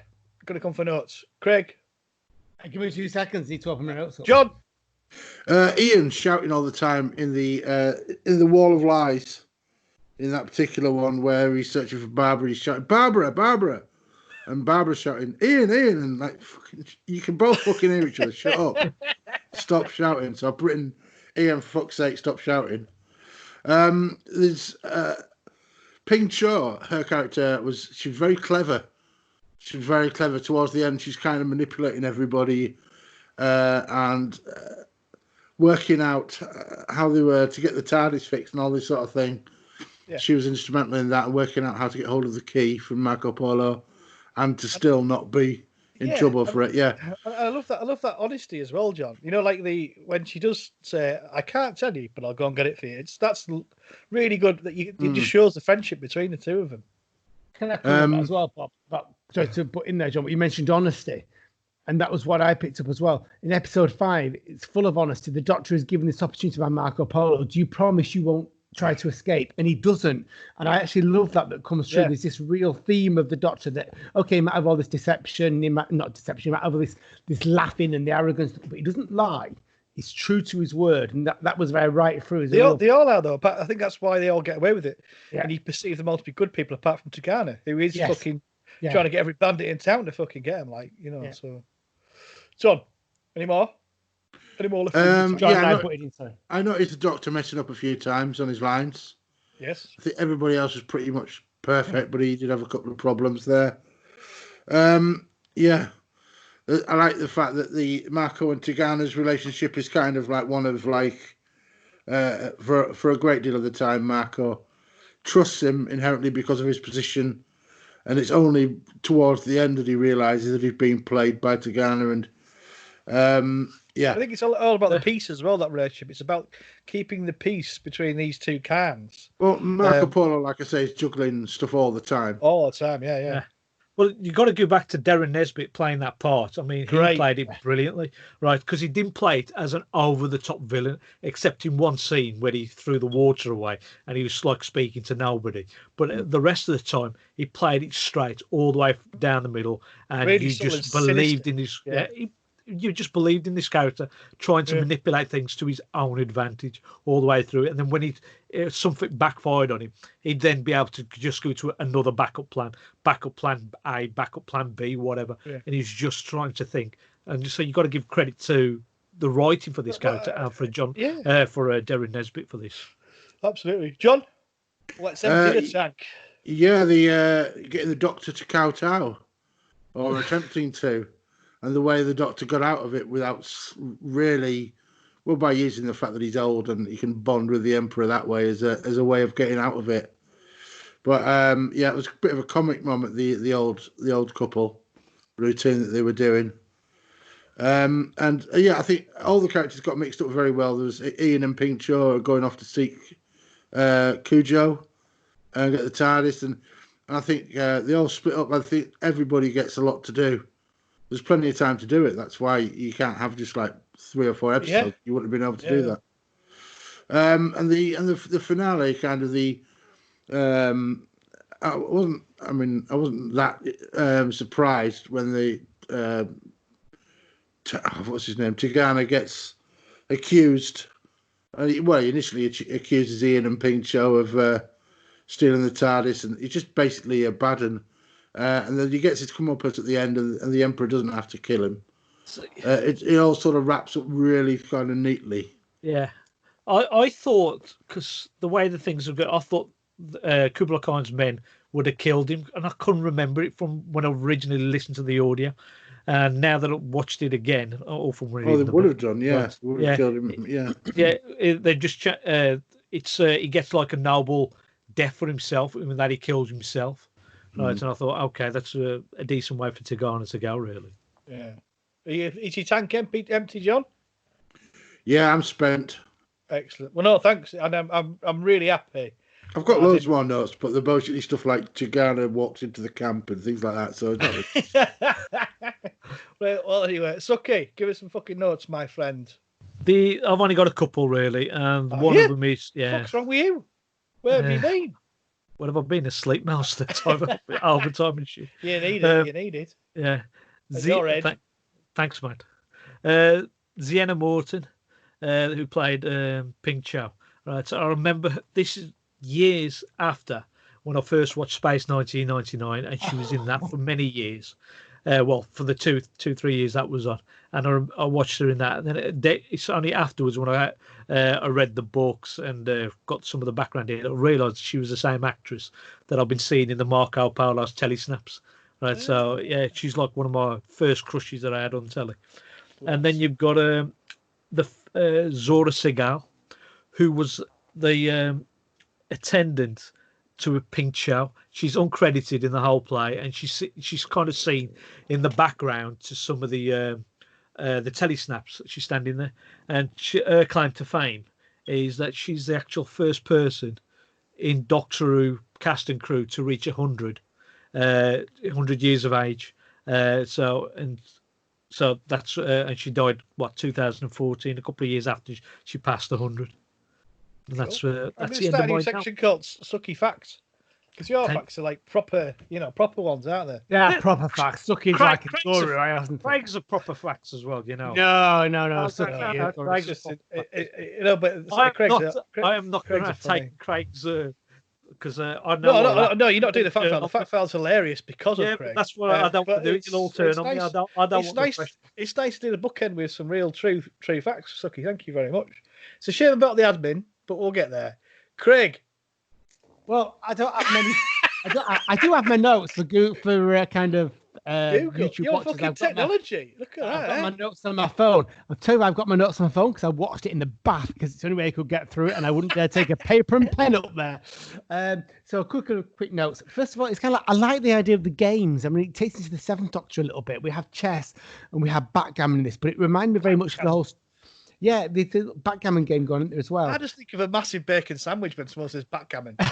You know what I mean? Like proper fucking sandwiches. Shit bacon. I can't wait to serve those again in my B&B, I'll tell you. I'm missing that. It's kind of like there was a real strategy, and I can't remember which episode it is, but I'm guessing it's right early on because it's quite far up in my beginning of my notes, so probably episode 1 or 2. And they're playing chess, and there's this conversation that takes place about the chess pieces, and it just reminded me of a real discussion, subtly, very cleverly done between Tagana and I think it was the Doctor, about what was going on in the actual story, the backdrop, which was basically you had to get the war between Tagana and Kublai Khan going on behind the scenes, and how it was all strategy, and the chess pieces represented that, and it was all very very slow and steady and thought out. And I thought that was a really nice comparison, which ran all the way through, because you had at the backgammon as well, the Doctor was playing his own strategy to try and win the TARDIS back. So just a little thing. But I'll tell you what else I really liked as well. It's only a small one. It felt really Doctor Who-y, really simplistically Doctor Who-y, because there was loads of sneaking around. I mean, it's like teenage drama. It's like when you take a school trip away and the kids are sneaking in and out of each other's bedrooms and they're trying to whisper outside corridors. And that is what is going on in here, isn't it? It's like they're all running around talking to each other behind closed doors, trying to get to each other and knowing.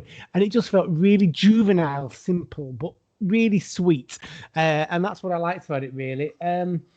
Another thing I thought about it was it reminded me, he obviously didn't, but I could imagine Russell T Davies looking back on this and kind of borrowing some ideas for Rose.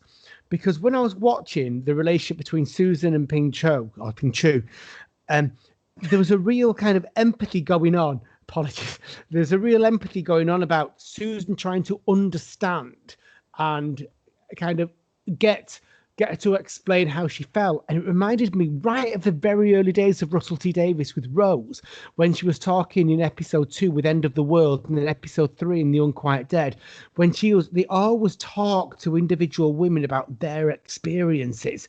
And it really made me reflect on that and think, God, it was going on back in the 60s. We had women talking to women about how their experiences were different and how they felt. And I really liked that. I really, really liked that. So there we go. That's my final insight from Bobby. That was very positive. Yeah, I was embracing it was all very positive. I genuinely wanted to like this story. I really, really, really did. I just found it dull and too long, unfortunately. But I've said that. Yeah, and that's what I've heard about your cock. Anyway, it's on to. Cock never be described as dull. Too long, yeah, but never dull. William Hartnell's insult comes to mind. You poor, pathetic, stupid savage, Bob. I've got that right. Yes, John. Yes. I'm enjoying that one. Anyway, let's put some backgammons on this. Oh, backgammons! I love backgammon. Right. So you're all right, yeah? Yeah, all good. Somebody will have to explain how backgammon's played, you know. I love playing backgammon. Yeah. That's one of my favourite games. Yeah, we take on every single holiday we have. Is that true? Yeah, genuinely, I love it. It's simple, Hang on, yet 2 also seconds. you've got great strategy and it's fantastic. Yeah, it's a great game. Like Mario World. Yeah. John's given up on me. John has given up on me officially. Yeah. Right, maybe part 2. One of those treasures, all the way from Greece, is our proper backgammon. Nice box. This is for the Not often I YouTubers. get to say that on this podcast. Nice box. Wow. Love it. We spent a lot of early lockdown playing backgammon and drinking wine, to be honest. I bet you were playing backgammon. Hey! Getting those That's an off-air one. That's an off-air one. That's for YouTubers. For YouTubers. Craig, where you gone? I was just moving it out of the way so you don't get damaged. I'm here. Oh no, you can hear me, can't you? Right. Everyone ready? Everyone all right, yeah? Yeah. It's time for you to give me your backgammons out of 10. So, John, I'm going to come to you first. How many backgammons will you give this out of 10? Well, it's because of the fact it was so difficult and because it was so long. It does get knocked. The occasional point gets knocked off, but it's still a good story, and it was a good experience to force myself through this 2.5 hours of pictures and audio. Force myself. So so getting 3 out of 5 bacon sandwiches or whatever the fuck we're doing. 10 out of 10. Right, out of 10, it's out of 10. Double it then. Fucking hell, it's maths, isn't it, Bob? Go on, work it out. 6 backgammons out of 10 from you, John. Wow. Yeah. Sucky, give me your backgammons out of 10. As it was too long, it was a bit of padding. I did love the sets, the characters in here. Sorry, what got But it? I am going to give it 7 out of 10. Ooh, 7 backgammons out of 10. 7. That's 7. fucking strong, like. It's Craig, give us your backgammons. It's Right. all right. My backgammons. I read the book. I watched the telesnaps. Dear God, I never have to experience this again. I'm giving it 3. 3 backgammons out of 10. 3 backgammons out of 10. I will never, ever come near this again unless it comes out in animated or the original things I found. I found it really dull. Really dull. Again, I don't give a fuck, but nice one, Craig. So that's very low for you, isn't it? It is very low for me, but I've never been so with technology. No. Genuinely, I was toying between 3 and 4 anyway. And it's like it might have made me go to the low one because of technology, but since then I've had several vodkas, so I'm quite mellow now. And some chocolate. And some chocolate, but no, that was naughty. Yeah, better not Tom. Straight to the hips, that Craig. Straight to the hips. I know, yeah. But yeah, no, 3. I just, honest to God, 3. I never want to go near Marco Polo again. You've scored anything ever. No, I'm hoping. I can't remember that I gave. Yeah, lower. I can't remember what I gave it. I didn't want to go as low as that, but I wanted to go just slightly higher. Sucky. I have a feeling I gave that 1. He's got fucking FBI notes on this or something from Spencer. Oh, you carry on. Carry on. Sucky's Go on, Bob. What do you give it? Well, if I'd have done telesnaps, I'd have given it fucking nout. Only because I'm sure I've got a fucking some attention deficit disorder or something like that. I get, John knows me. I get bored and I'm I'm quite annoying. So it's, and I can't. Can confirm. Full way to the microphone. Full way to the microphone. So I can get a bit annoyed. I've got a good ass, but I've got a fucking. You've got a good ass. He hasn't. I've seen it. I know. That's not. I wouldn't say it was either. I've got a good heart, but I've got a twitchy mind, and I can't.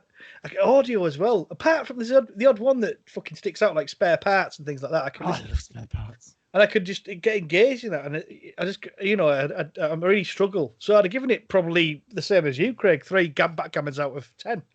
But having read the book and then gone back to watch it, and it's with a heart of me getting to know this story that I didn't know before, I'm going to give it 8 backgammons out of 10. Bloody hell! No way! 8 out of 10. It became quite weirdly magical for me. I don't know why. Sucky's going to say he's got his hand. I can't find it. Could remember we used to have a little table where all the Progtor scores are on there. Yeah. But I think that's been taken down now, so I can't find it. But what I was going to say is, if you'd have just listened to the audio without having to watch the telesnaps, would it have made any difference? Because if I remember correctly, when I watched this, listened to this originally, just on an audio track years and years ago, I think I quite enjoyed the story. But having to sit there and watch... I've never actually ever enjoyed, in all truth, one of the missing audios with the Lincoln narration, because there's so much noise. Yeah. Ooh, ee, oh, And a bit of rumbling, dumping, yeah. And then you hear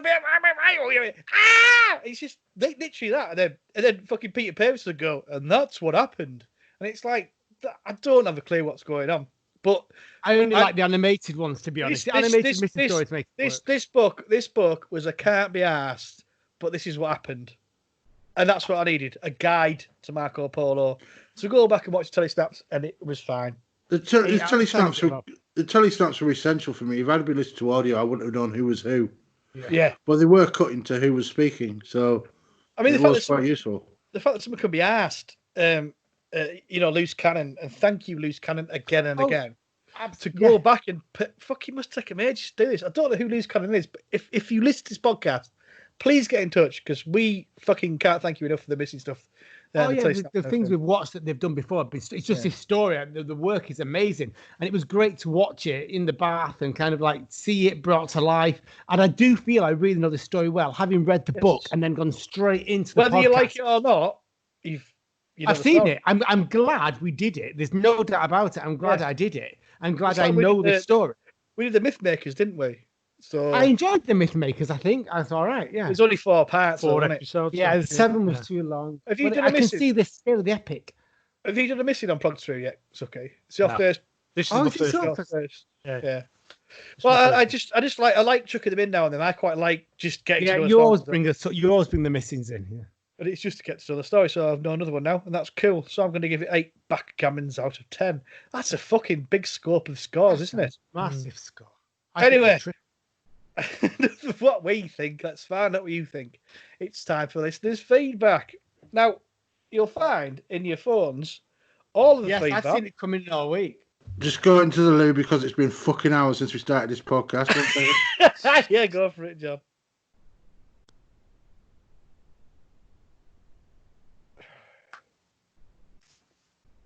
Marco Polo. So it's all there. Sucky, I wasn't doing this to be a dick.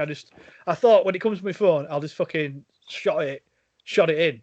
Yeah, no worries. You know, like because we he's going to the loo. We always do this. Like we always bloody get to the podcast and go, right, shit. Like it's hard work, isn't it? Because we get quite a lot. So I honestly don't mind. Bob, doing all the Facebook stuff. I don't have Twitter, but I really don't mind doing to save you some work because you do all the editing. I'm really happy to put all the Facebook stuff. Greg, it takes because I've got pages in Twitter just for us. Yeah. On the phone, I just screenshot it, put it in straight away. Done. Easy. Sure, because I like to make sure. Yeah, it's fine. It takes me 3 seconds. I'm going to go grab a beer. Well, right, I'll get a vodka. 2 seconds. What are you doing, Sucky? Having a quick one? I'm going to sit here. Well, yeah, it was green tea, but that's gone cold. Oh, gutted. You not got your proper Indian stew tea that I love? No, I have to wait for the missus to make me that. I don't make that myself. I prefer her tea. Amazing. Back in a sec.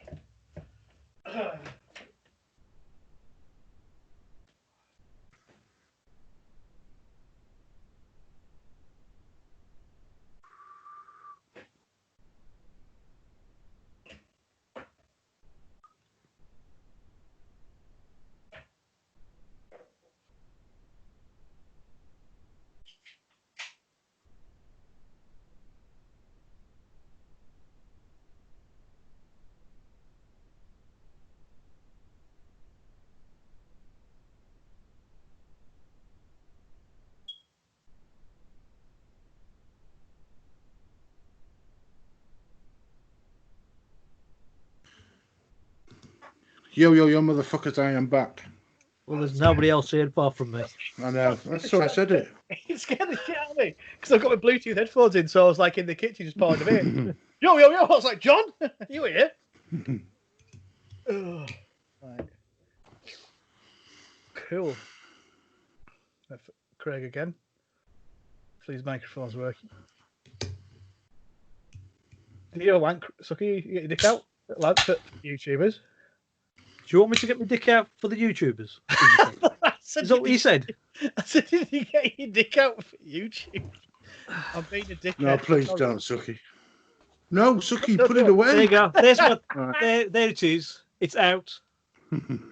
He got her hidden behind the CSO, Sucky. Did he? Well, it says dick. You pre-recorded that for me, didn't you? Right. I've added one more. This is raw. This is still fucking raw. You're 1 hour and fucking 39 minutes and 54 seconds in. So well done if you're still here. Well done. Well done. I appreciate all your efforts. You're thinking he's looking amazing to that. I wish my beard's shit. What? The beard? Yeah. Have you seen my top? Can you see that? What? Can you read that? Yeah, I've seen that. It's like Friends, isn't it? And that. Yeah. That's cool. My daughter got me that. Well, my kids got me that, and she's got one for her 25th birthday because we had to wear. So I thought I'd wear it for the podcast. Man, yeah, it's cool. Where the fuck is Craig? Honestly, He's gone to get the whole bottle, or he's already finished one. He's gone to fetch another. Christ. I'm going to give him a massive hug when I see him. He don't like technology, does he? Does not like technology. Is that a new mic that he's got as well? Or is that... Yeah, I got the same as what you have. Yeah, I was going to say, because it looks exactly the same as mine. Yeah. Yeah, because I get a good deal on it. Yeah. So, yeah, I got him on too. It does sound a lot better. Although last week, I'll let you to a little secret. When I was trying to set him up when he was going on over his screen, I forgot to set his microphone to that microphone. So it was just his computer microphone. So it wasn't a USB microphone. No, it was on Skype, but it wasn't on the recording. So this is why I really want Audacity to work this time. So we'll see. You better check see if it's recorded. Ming Bar's there behind him. It's a big bottle. That's just fucking vodka. That I bet that's just vodka. Is that just vodka, Craig? I wish. No, it's not. It's vodka and cream soda again. But I really want to get so pissed, but I'm not going to. You all right though? You all right? I'm all really good. Yeah. You settled in now. You happy? Yeah. I'm all happy. Honestly. Well, yeah. So it's listeners' feedback. We've got it all in the phone. Yeah. The phone. Oh my god! The older I get, the more I sound like me fucking me mum or me dad. Right. Here we go. You ready? Yeah. So let's find out what you lot think in listeners' feedback. Thank you very much again. We've had a lot and it's been great.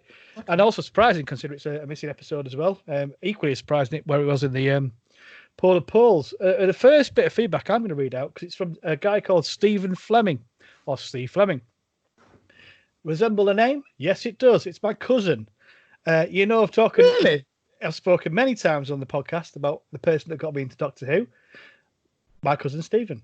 So I don't remember not loving Doctor Who, and it was thanks to him. Thanks to him. I'm a massive Doctor Who fan. So thank you for writing in, Stephen. It's amazing. Yeah, and we used to go around here and just absorb Doctor Who all the time and really get videos and everything like that. So this is the reason why I'm doing this podcast. I love this show. My cousin. Thank you, Steve. I'm pleased you did as well. Steve. Thanks, Steve. So this is and he's not written in until we do a historical, like some random proper one he knows as well. He's a proper Doctor Who fan, you know what I mean? So anyway, this is Steve Fleming, my cousin, awesome guy. A good early historical story with solid acting from the regulars and guest cast. Costumes and sets look great, and Hartnell and company are working together and gelling for the first time. And he's right, that's the first time they really do gel. They've got months to do it, haven't they? That's the thing. So anyway, 7 episodes. It's very long and slow moving. Ending seems rushed though. True. Thanks a lot, Steve, and thank you for making me love this Doctor Who program. I'm going to come to you now, Sucky. We've got Jeff Waddle, and he's put, looks great in colour, though how good it looks in black and white is debatable. I like the historicals, and I'd love to see this, but I fear this may be another, if we ever get to see, will be a disappointment. The audio is dull, and the book is one of those ones you can read in an hour. There's a good 4-part story in here, but 7 is way too many episodes. However, there are good performances all round, and the whole mystery of we can't see it leads me to want to see it. Even though there are 4 or 5 historicals, I'd take over this every time. 6 out of 10. I think that's quite a lot of the stuff that we've been saying on the this episode. Jeff, as well. Jeff. Cheers, Jeff. Nice to hear from you, Jeff. I think we read you out this week. That was good, wasn't it? We seem to read everyone out this week, Sucky, for some reason. So let's continue. I wonder why is that, Bob? Right, John. Dwayne Bunny says, not leaving my thoughts as you lost my last eloquent post. So there. Lol, kidding. This story is a joy to watch, especially in colour. It's not the best plot and drags on a bit too long, but it's a worthy start to the full historical stories that featured throughout the Hartnell era. I must mention Darren Nesbitt, who played the warlord Tagana, who would many years later played Thomas Dodd in the Big Finish classic Spare Parts. Thank you, Dwayne. Always more. And I'm due to do there's a bit of banter between him and Jeff, And me. and you as well. Yeah. Was that you? Was that you? Yeah. Right. That's because I'll flip it. Then I lose somebody else's comments. Bobby's not happy with the admin department. Yeah. Don't tell him. Yeah. Anyway, Dwayne, Simons of Audio Podcast, check him out. In fact, talking to Spare Parts, I will be doing that review with him soon, I think, apparently. So that's good. Craig. Marc Ockram. This holds up as one of the best historical stories from the 1960s. Darren Nesbitt is great as the warlord Tagana, very cool and calm, and doesn't ever veer towards the moustache-twirling panto villains that we've seen plenty of in times in classic Who. This feels like the first time the Doctor's companions come together as a team rather than the characters forced together by circumstances we've seen in the stories before this. We're very lucky the combination of fans recording the audio and Warren Hussein commissioning these great colour photos means that we can still enjoy this story. I find it easy to watch a couple of episodes at a time without even getting bored. William Hartnell gets some really nice character moments, particularly the scenes with Kubla Khan. Even Susan, who doesn't often get particularly interesting storylines, has some really good scenes with Ping Chao as the travellers make their way across Cathay. It's a lost classic that will hopefully soon be liberated from that industrial unit in Wigan. Wow. 9 out of 10. Wow, Cheers. Marc. Don't forget you got double Marc coming up as well. Yeah, I'm feeling really mean with my 3, but I'm still standing by it. Go on, okay. We got Marc coming up for the episode for the film Skeletons, which we're recording tomorrow. So if you've got any thoughts on Skeletons, you got double Marc because you got Skeletons that you take your seats. Then you got these Lockdown. Him and Ian Martin are doing it. That they did. That's going to come out in a podcast audio format. Craig, I'm going to come back to you and give you a big mouthful. Hey, I wonder why you've come back to me on this. Hello. It's only because we got locked down together, the 3 of us. It's Liam. Hello, Liam Dempsey. A lovely time. We did have a lovely time. A difficult one to judge as every single episode is missing, and you can get the feeling it was probably quite a visually sumptuous affair compared with a lot of early Who. But just listen to the audio tracks alone. This occasionally seems rather plodding for a 7-episode adventure. However, it seems to get better and better as it goes along in many ways. And while there never seems to be terribly high stakes apart from getting the TARDIS back, as is pretty standard in those early adventures, John Le Carre's lyrical dialogue is always a delight to listen to. Things are never less than interesting, and the journey he takes you on continues to flesh out the main characters nicely. Right now, I prefer pure historicals. Right now, I could name 4 pure historicals I prefer to this. The Aztecs, the Reign of Terror, the Crusade, and the Massacre.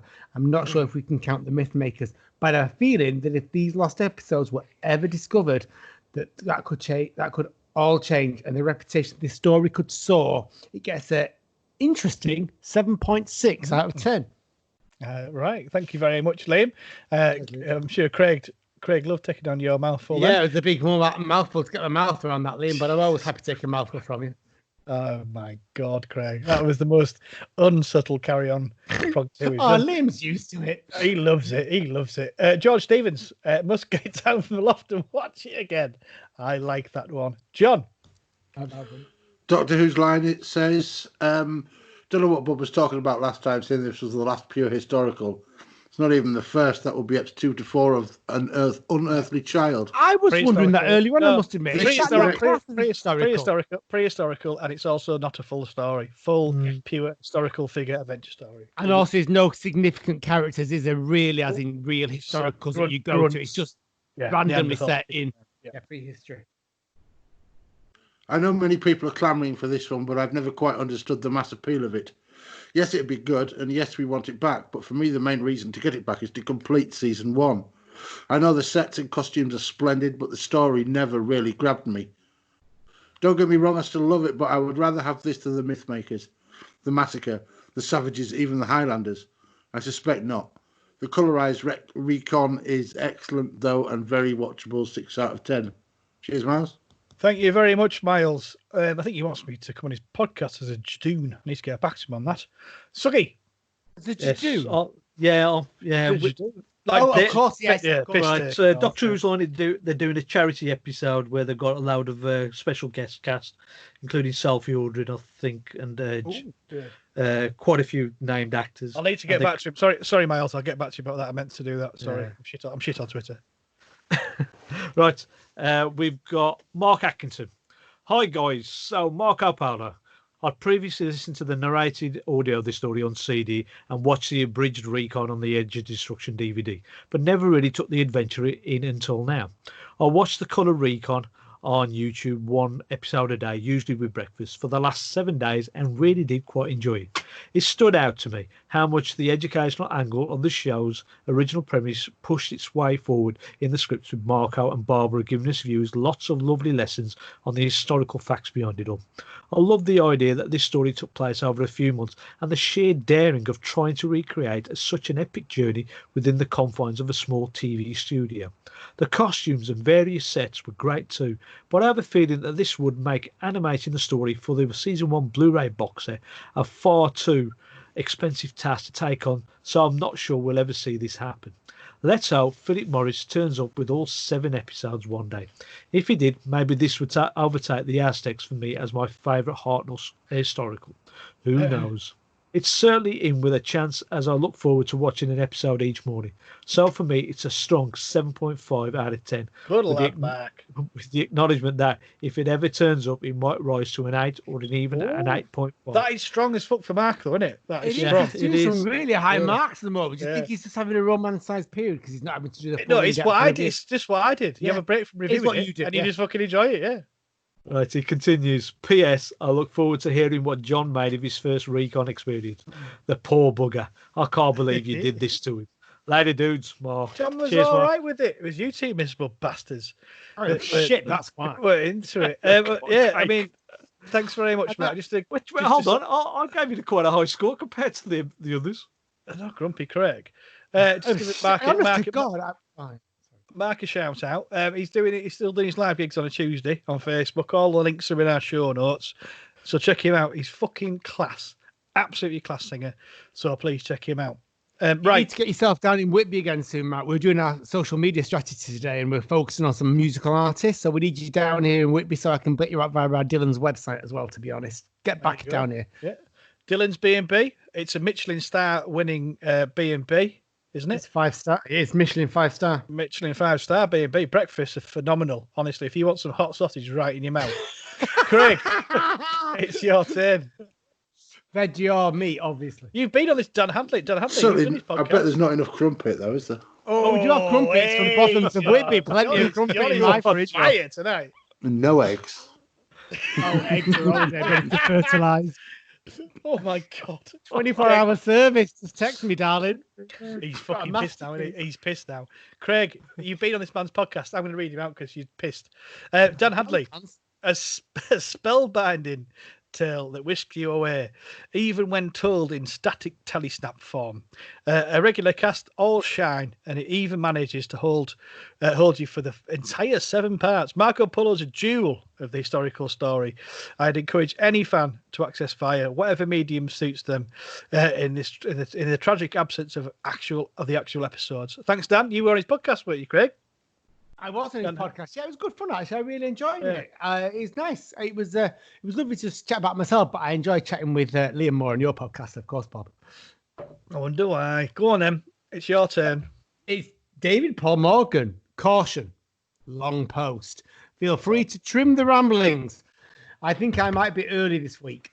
It was best to come first. Anyway, I've forgotten quite how soon this story comes in the Doctor Adventure. Plus, you're a bottom, Craig. I'm just saying. You're a bottom. Yeah, exactly. You come after. That's why I get people. Story 4, Series 1. I just turned 3 as the story unfolded. Anyway, It's not one of the stories I've listened to. So I watched and listened to Doctor Who Marco Polo special edition from Studio 404 via YouTube. I have no idea what you just said, David, but I do appreciate it. My first thoughts was how lucky we are that fans of the program made audio tape recordings off air at the time. Otherwise, we might never have experienced these lost stories. Also, fortunate that we have John Cura's telesnaps, although many of these also lost or destroyed, and some colour 35mm publicity photos.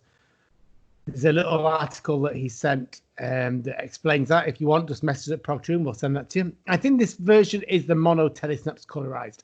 The costumes are gorgeous. Fully agree. They would look splendid in colour.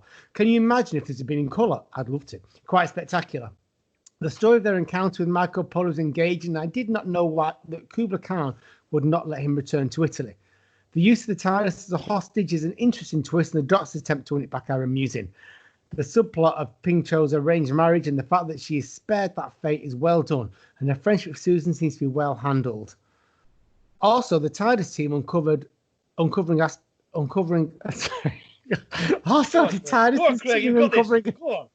Sorry, I couldn't get the word Tegan out of my head. I was like, Tegan. I know, I couldn't get Tegan for some reason, shifting from my mind. Also, the TARDIS team uncovering of Tegana's assassination plot makes for an exciting story. Plenty of genuine peril, poisoning, dying of thirst, etc., etc. I like the use of the narrator and the mapping search showing where the adventures were taking place. Where have we seen this before? Tegana is Darren Nesbitt. I thought he looked like Pierce Brosnan. A stalwart of British cinema and TV. I did. I really, truly did. I had to Google who played it. We will have seen him in UFO and as number 2 in The Prisoner, of course.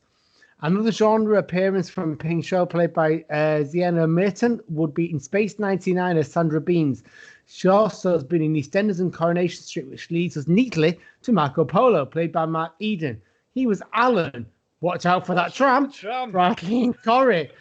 An engaging historical with plenty for the cast to do.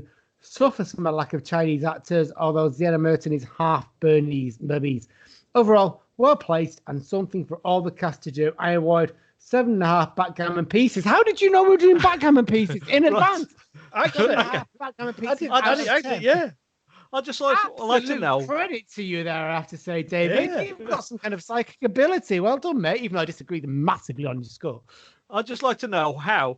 Right, Bob refused to let Craig do a really small little piece, but then gave him the longer piece when he knows he's pissed. Because he knows I am a little bit tipsy right now, I must confess.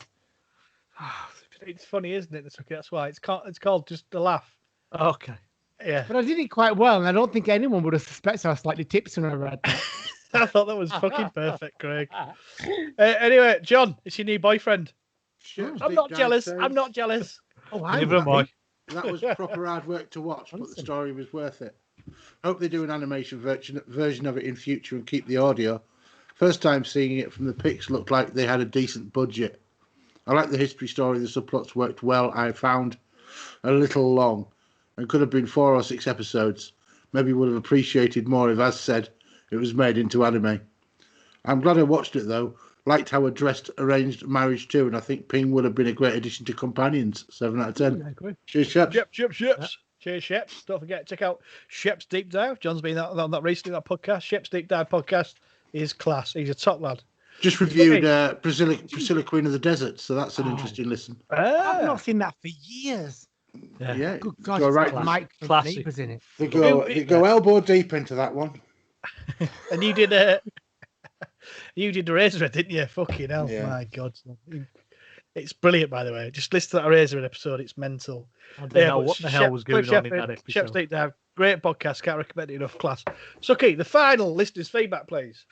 We've got Aston, Lord of Who, and they've put, the writing and characterisation are really absorbing. The telesnaps show us that this had impressive sets, oozes atmosphere. Would love to see episode 1 or 7 in particular. Cheers, your lordship. Thank you. Yeah. Well, thank you very much, everyone. Class. A lot of feedback this week, wasn't there, Suky? It was actually. Yes. Yeah. Like normal sort of levels of feedback, wasn't there? Yeah, it was good that. Who did the admin this week? Well, I don't know. Who did the admin? Was it Doesn't Craig? matter. It doesn't matter. Craig. It's No, team it effort, wasn't isn't it, Bob? actually. Team effort. Yeah, I it's was a team going effort, to, but John, you're right. It's a team effort, John. You're quite right. But yeah, so hopefully we read out everyone's feedback this week. And apologies if we didn't read it out last time. Well, then we can blame admin. Then who's that? You. No, it's you. Well, it was this week. It was perfect. Yeah. Anyway, Sucky, give me a song. Give me a song. Give me a song. Because it's your turn for a song. Now, I've got an issue with this. What? He sent me 3. That's I right. dude. One was an absolute you bag of sent shite. 3 songs. Yeah, he sent 3. So he sent me one on the WhatsApp to download, which was fucking awful. I don't care. Is that what you want to play? Why? So What's the matter with it? Well, no, you've gone through a track record of It's not playing your cool choice, tunes. Bob. It's Sucky's choice. No. I'm just gonna. The reason Sucky, why get used to it. I get ridiculed. Yeah. It just goes No, over my John- head. It goes John over Craig, my head. Sucky. The reason why I'm pointing this out is because your song choices, Sucky, have been like plaudited so much. I know. Yeah.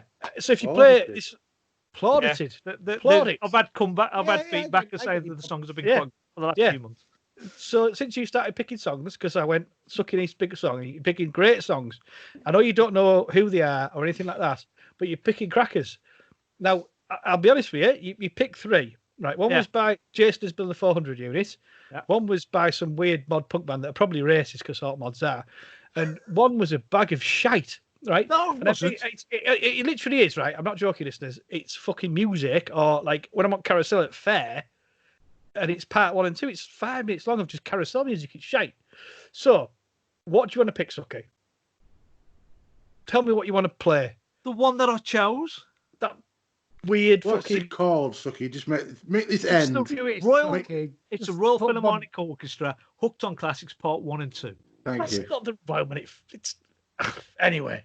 Here's some shite. Sucky, you're gonna get some complaints about Yes, this. it's You're not gonna get just some me. complaints about this. I I tell don't you. care. You know- The complaining will be me if you're taking the piss out of the Hooked on Classics, Bob, Why? Is it classical because music? it's 'Cause I like seminal classical '70s music. Mate, it sounds like some weird just. It's awful- just- Bronx it's Swing just- Swing it's sort of a- music. It sounds It's like it's gonna win. classic music with just a, by the looks of it, It a sounds like track I'm over gonna- the top.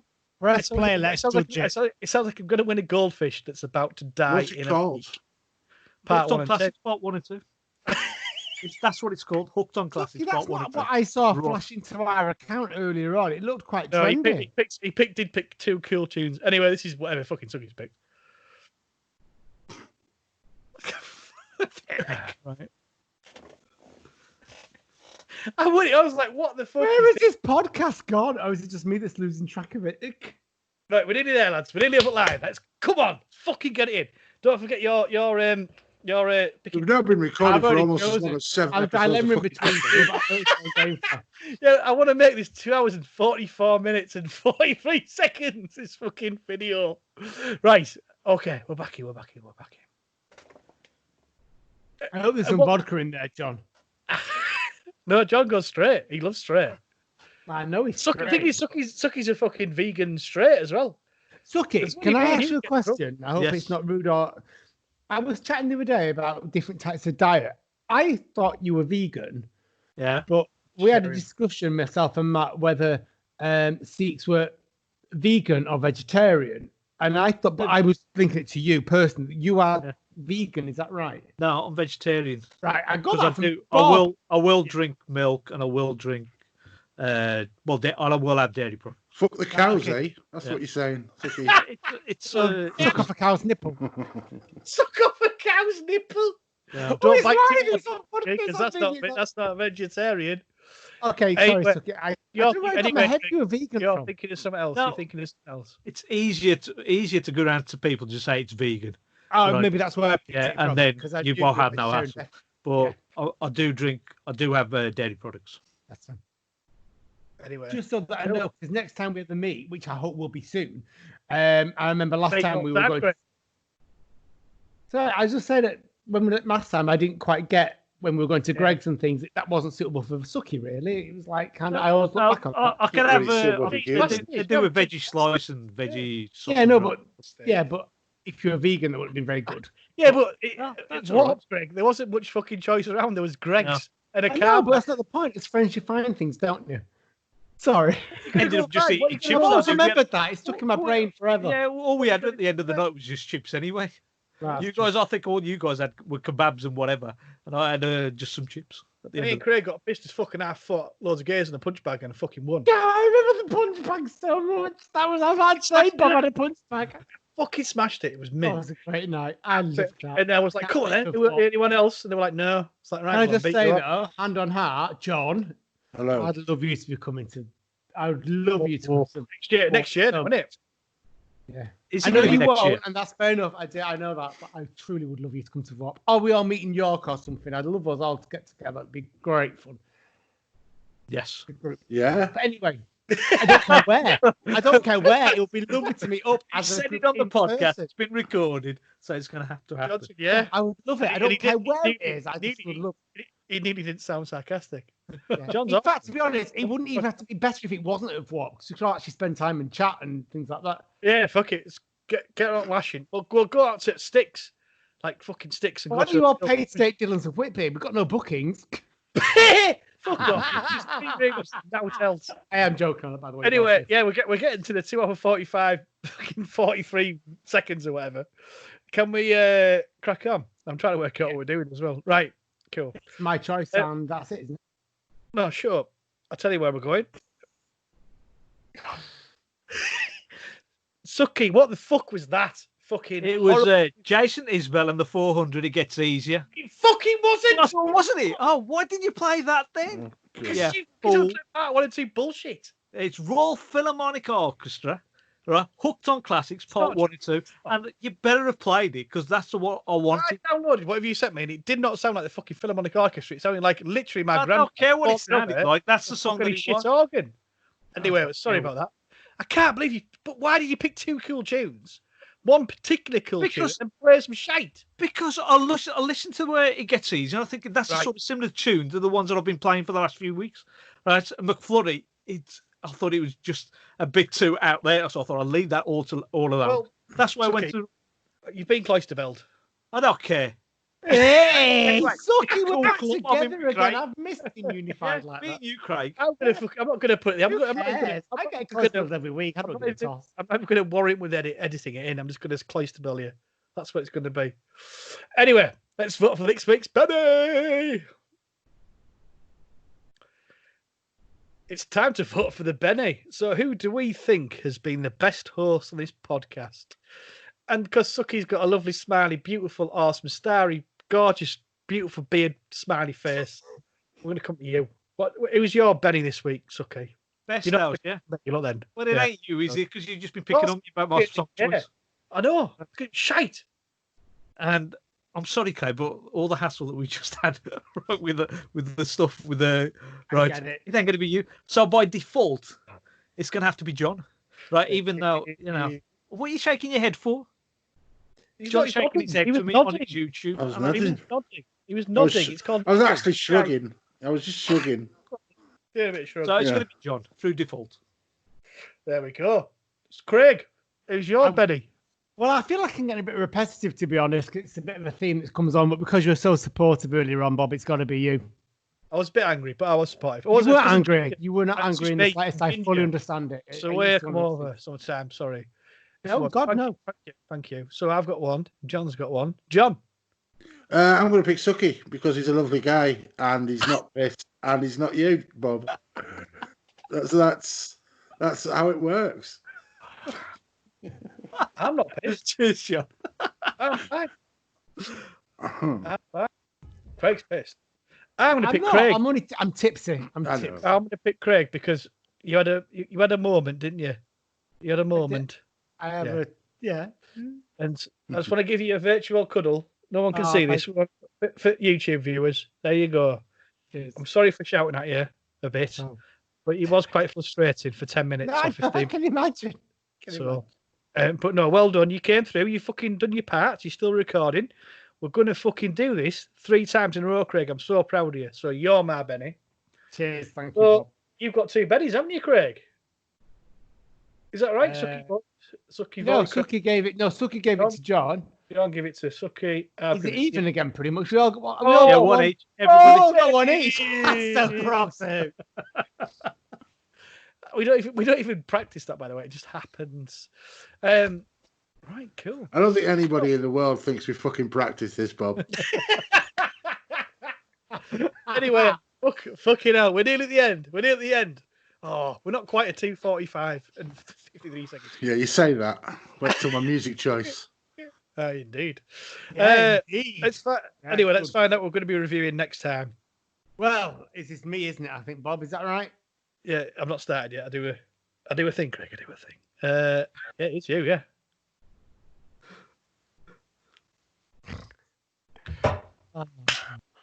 Right, Craig, put us out of our misery. What are we going to be reviewing for the next podcast? I've got to be honest. After the last month, with John setting me off the horrendous task of watching the entire season 14 in like 1.5 weeks, and then Bob setting me off with reading Marco Polo and watching 7 telesnaps in 2 weeks, I needed something really simplistic. So it won't be any surprise that I've gone for one 45-minute episode. So that's good news in terms of getting a bit of life back. But I then had the whole option of the 9th, 10th and 11th Doctor, because regular viewers will know that we've only actually reviewed the 12th Doctor onwards. So it's one of those three. I'm going to tell you now, gents. And I decided in the end we've never gone for a combination of Martha and the Doctor. So I've chosen one of that era, and I'm going to go with 42. Chris Chibnall story, because it's kind of topical that it's Chris Chibnall. So I'm going with 42, Martha and the Doctor. Is that the countdown one on that spaceship? It is the countdown one set in real time, yeah. I've watched that for a while. Cool. That's what I thought. Me neither. Yeah. 42. 42 it is. I'm not excited, Craig. I'm not going to lie, but cool. Yeah, it's easy, isn't it? 45 minutes. It's nice. Very easy. Well, Very 42 straightforward. minutes. A good old fun romp. No issues in there. It's just a great... Well, we'll see what people think. Cool. Well, anyway, 2 weeks' time, we'll be back reviewing 42. But until then, it's goodbye. It's not goodbye, actually. It's goodbye when I say to John, what song have you picked for us? Well, I was thinking of a couple of songs, and I've sent you a couple of songs, but I'm changing my mind. It's going to be Godspeed You Black Emperor, Storm. Yes. All 22 minutes of it. You've not sent me that, have you? You've not sent me that, have you? Nope. You go, cool. Right. So anyway, I require more download editing. Thanks, John. And what is it again? Just to play the listeners out. What is it called? Godspeed You Black Emperor, Storm. Excellent. Here it is. 22 minutes. Goodbye. Goodbye. Goodbye. Goodbye. Goodbye. Goodbye. Goodbye. Goodbye. Goodbye.